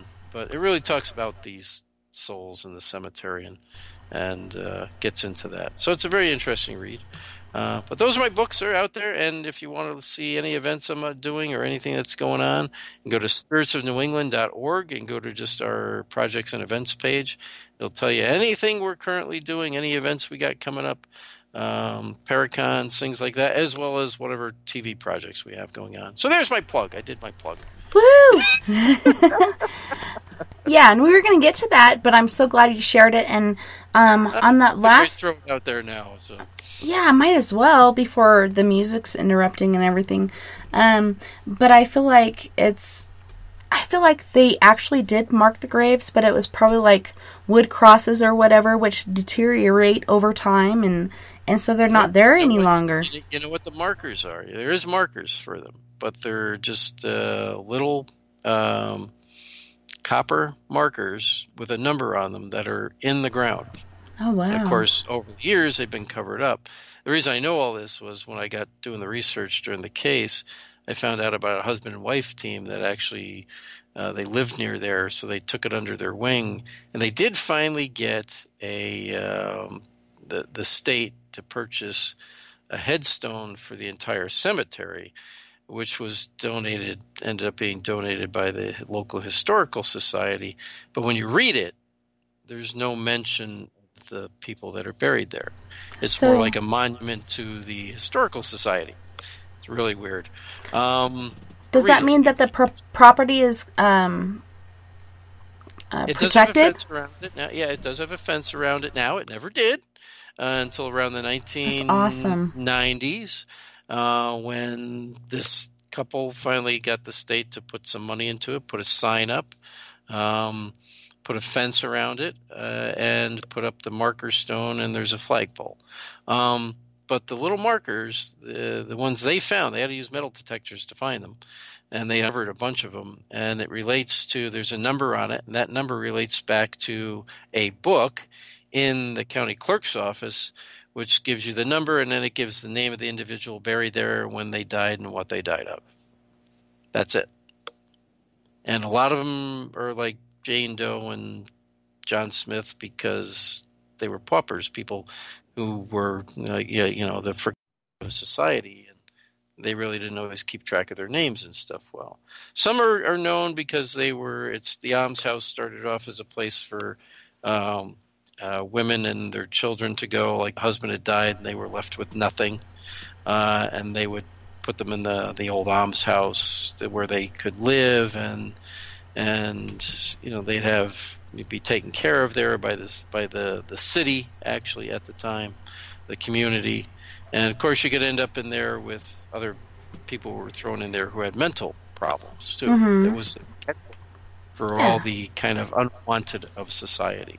Well, so we actually have a call here from a 425 number. Who are we talking to? You're talking to Robin. Hey, Robin, how's it going? How's it going, Robin? Good. Great. So, I was investigating on the USS Turner Joy. Okay. And I know that you were saying that you like to use music for trigger. We do sometimes, yes. Yeah. Yeah. Well, so I was in the gun turret with two other people because we go in groups. Right. Because what happened on this one ship when it was at sea, there happened to be this gun at the time. It was to run it had to be 3 people. Okay. And they didn't know it at the time, but there was an accident and ended up killing one of the shipmates on board. Right, one of the crew members. Yeah. Yeah. So apparently his spirit haunts the boat. Yeah. So what one of the members that we were with decided to had his computer with him, and he decided to try something like he decided to do what was it, a gun turret shoot off, like how it was back then. Right. All right. So you found something where it was like the sound of the gun going off or whatever. Okay. Yeah. And when we did that, we did some EVPs, and we didn't get that much. Okay. But it was worth the try, though. Oh yeah, absolutely, yeah. Because it's something that they would have heard, right? Especially the guys who were in the gun turret. They would have heard that on a pretty regular basis for the most part, especially even when practicing. So yeah, it was a good choice of something to try. And we'll try music too, because remember all those sailors, all those guys, they always listened to music when they could in their spare time too. Even back then, it was just like over the radios. If you're going back in the 1930s and 40s, they'd listen over the radios, right, for their favorite music, or they'd have a phonograph, right? Anything can work. All that type of stuff can work, and even playing sounds that would have been normal sounds for the ship could potentially work. It's something worth trying. You'll either maybe get a response or you won't. Something that can work great on military ships is if you know certain commands and you give commands, you might get a response because they're listening. Use a whistle. Yeah, that can work. We actually, on the Constitution, the boatswain's mate who was with us the second night did the gun loading command. He went through them. There's about 16 of them.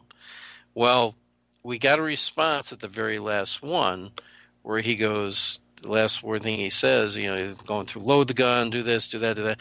And he goes, stand by. And then you hear the kid's voice, the same kid again. He comes back, standing by. And he goes, that's the only response I should have got. Because the rest of them, they're just going through the motions. They're doing what they're told to do.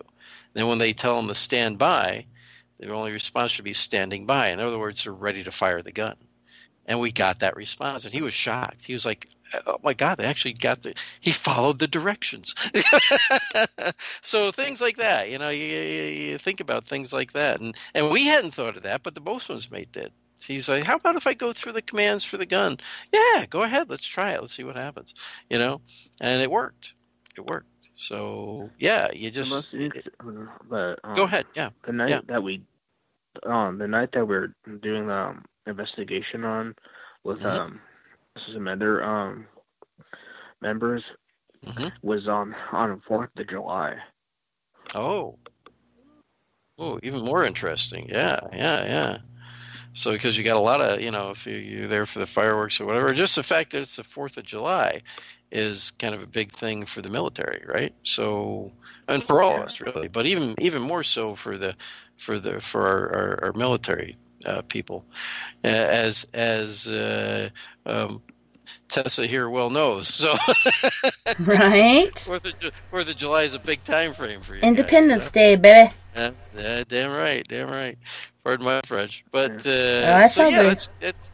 always try things like that when you're on a location and stuff, and try something different. Think outside the box, and that was good thinking outside the box. Let's try this and see if it works. Didn't work, but it was worth the try.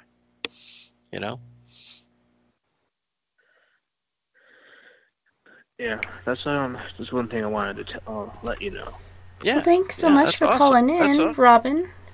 Yeah, if you got any questions or anything else, reach out to us anytime. Okay. All right. Thanks, Robin. Have a good night, Robin. Bye. Bye. Bye. Yeah, and Independence Day is a really big trigger. And dogs go crazy, but I think it also, kind of wakes up the spirits at times. And even on certain battlefields, you can do fireworks or cannon fire or whatnot, and it does wake up certain spirits. And you hear gunfire or other things going on, and it's pretty intriguing and interesting for sure.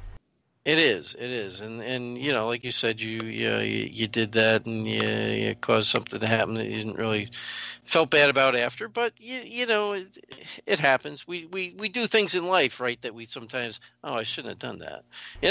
Let me try this experiment, and then you're like, wait a minute. Even just with family and friends, sometimes we say something or do something, we go, I feel really bad about that. I should have done that. We're human, right? We make mistakes. We do things we're not supposed to sometimes. It happens. Don't feel too bad about it. Again, you could have just triggered something that was residual. And the same thing with Robin there. Maybe they had a response they didn't know about either. Maybe if that spirit was there and he had been killed in that gun turret, maybe it shook him up where he just went into hiding, or whatever, but we don't know, right? And maybe it didn't. Maybe it didn't have any meaning to them. Maybe that spirit wasn't there at the time. It could have been someplace else on the ship. Who knows? We don't know how it all works. So, but, we're only human. Sometimes we do things we regret, and that's the way it is. And spirits are the same way, they're not always out to hurt us or harm us. And they're still just who they were when they were alive, if they haven't crossed over. So they may do things to us that they sometimes regret, right? Because they're still just who they were. So you're just talking about somebody's consciousness, who we really are. Who we really are is not this piece of flesh and bone. It's our thoughts, our memories, our thinking process, our essence of who we are is who we are. Yeah, and it's hard to tell, like you're saying, whether it's residual or whether we woke it up and it's intelligent at the moment. It's hard to tell really what's going on, and I really did feel guilty for triggering that effect for that spirit. I didn't mean to do that, but I wanted to try this experiment because I hadn't ever tried it before. So let's play some Civil War sounds and see what happens. And the spirit actually came out and then jumped into the tree line and was fearing for his life. It could be residual. It could be a partial. Yeah, it could be the spirit. But it could be intelligent for a moment. It's hard to really tell until you try it again and again, which I didn't have time to do because I'm just visiting in Arkansas, and that was the last day we were there, and I did. It really made me feel bad because I don't want to cause anybody harm, and I don't, even a spirit, spirits have feelings too. And we're all going to be spirits someday, and for me to cause that sort of chaos or turmoil for that spirit that may have been at rest from the get-go or whatnot, it really did make me feel bad. Maybe you don't know. Maybe it helped him. Think of it this way. Maybe he was in a spot where he was separated from the rest of his crew, and he was stuck in this one little spot, afraid to move. And you triggered that, and he ran to the tree line where the rest of his team was. I like that. That actually makes me feel a little better. And actually, to me, that would make more sense because he's heading to some place where he feels safer, where he must have not felt safe where he was. And you trigger that, and he's like, I got to get the hell out of here. I got to get to someplace safer. And maybe that's what you triggered. Maybe you got him out of that stuck position where he may have been stuck for a long time into a better position. Because he's in the trees, he can hide, he may be other soldiers in there that are there too, and why would he run that specific direction unless he knew it was probably safer over there? That's the way soldiers think, right? So you're going to head to where your people are. You're not going to head away from them. You're going to head to where you can get back with your people and there's more cover. So maybe he was stuck in this little trench and out in the middle of the open field, and you actually doing that triggered and helped him. Maybe you'll find that out when you get to the other side someday. Yeah, perhaps he almost got there, and then he finally worked his way there because of what we did. It's hard to tell, but yeah. We don't know. We don't know. But maybe we'll find out someday. So think of it in a positive way. Maybe he'll meet me on the other side and let me know. Say, hey, thank you. Me that tree line. Yeah. I like it. I like it a lot. There we go. We'll go with that then. We'll go with that. Maybe it wasn't as bad as you thought it was, And we don't know. I mean, sometimes we think we did terrible things, and they turn out for the better, And that's the way life is, right? Sometimes what we think, I shouldn't have done that, it turned out to be there was a positive thing behind it, right? And maybe, I almost got the sense, the more I think about it, that that's what you did.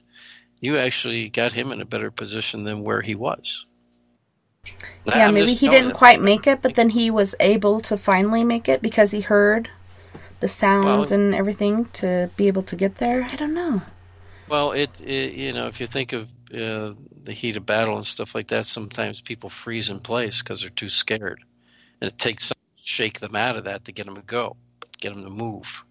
Right? That's happened with soldiers who, they think they're shooting, they think they're firing at the enemy, and they're not. And it takes their buddy or their sergeant to come up and say, "Hey, shake out of it. You're not doing anything. Get to it." And then they finally fire that first shot, and then you're going and you're surviving because they're doing it to keep you alive. It's you or them. It's your enemy, and it's you or them.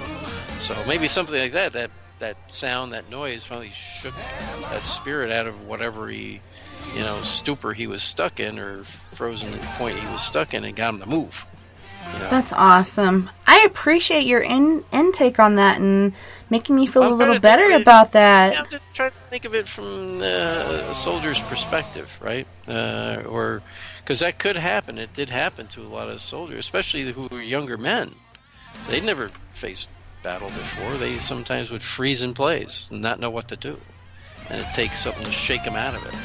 Well, Jack, aka John, we're at the end of our time. Did you want to share how everybody can get a hold of you? Okay, yeah. My God, that went by. I know, it flies.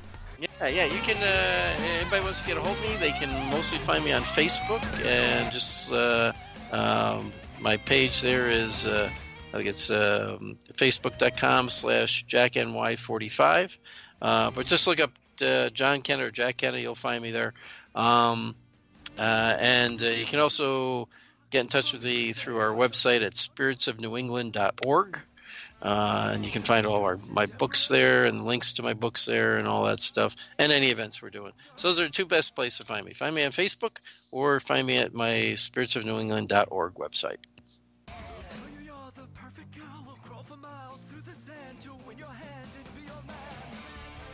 Thank you. And that 3 hours just flew right by. I really didn't even notice. All right. It was good. It was a great time. We'll have to do it again. I look forward to it. Tessa. And thank you to everyone in Spaced Out Radio, Facebook, Spreaker, Twitter, Paranormal Radio, TalkStream Live, Deep Talk Radio, and wherever else in the universe you're listening tonight. I had a wonderful time this evening, and it was my pleasure, literally and figuratively. And I can't wait to do it again tomorrow night for Psychic Sundays. Come get your chakras cleansed at spacedoutradio.com. Until next time, nighty night, love and light to all my space cases out there. You guys have a wonderful Sunday. I'll see you all back here tomorrow night, aka Sunday night. Don't forget, we're all in this together. Together we make the world a little better, and together, my friends, we own the night. If you want to come in for the after party, it's 970-335-9596. Yay! Can you believe it?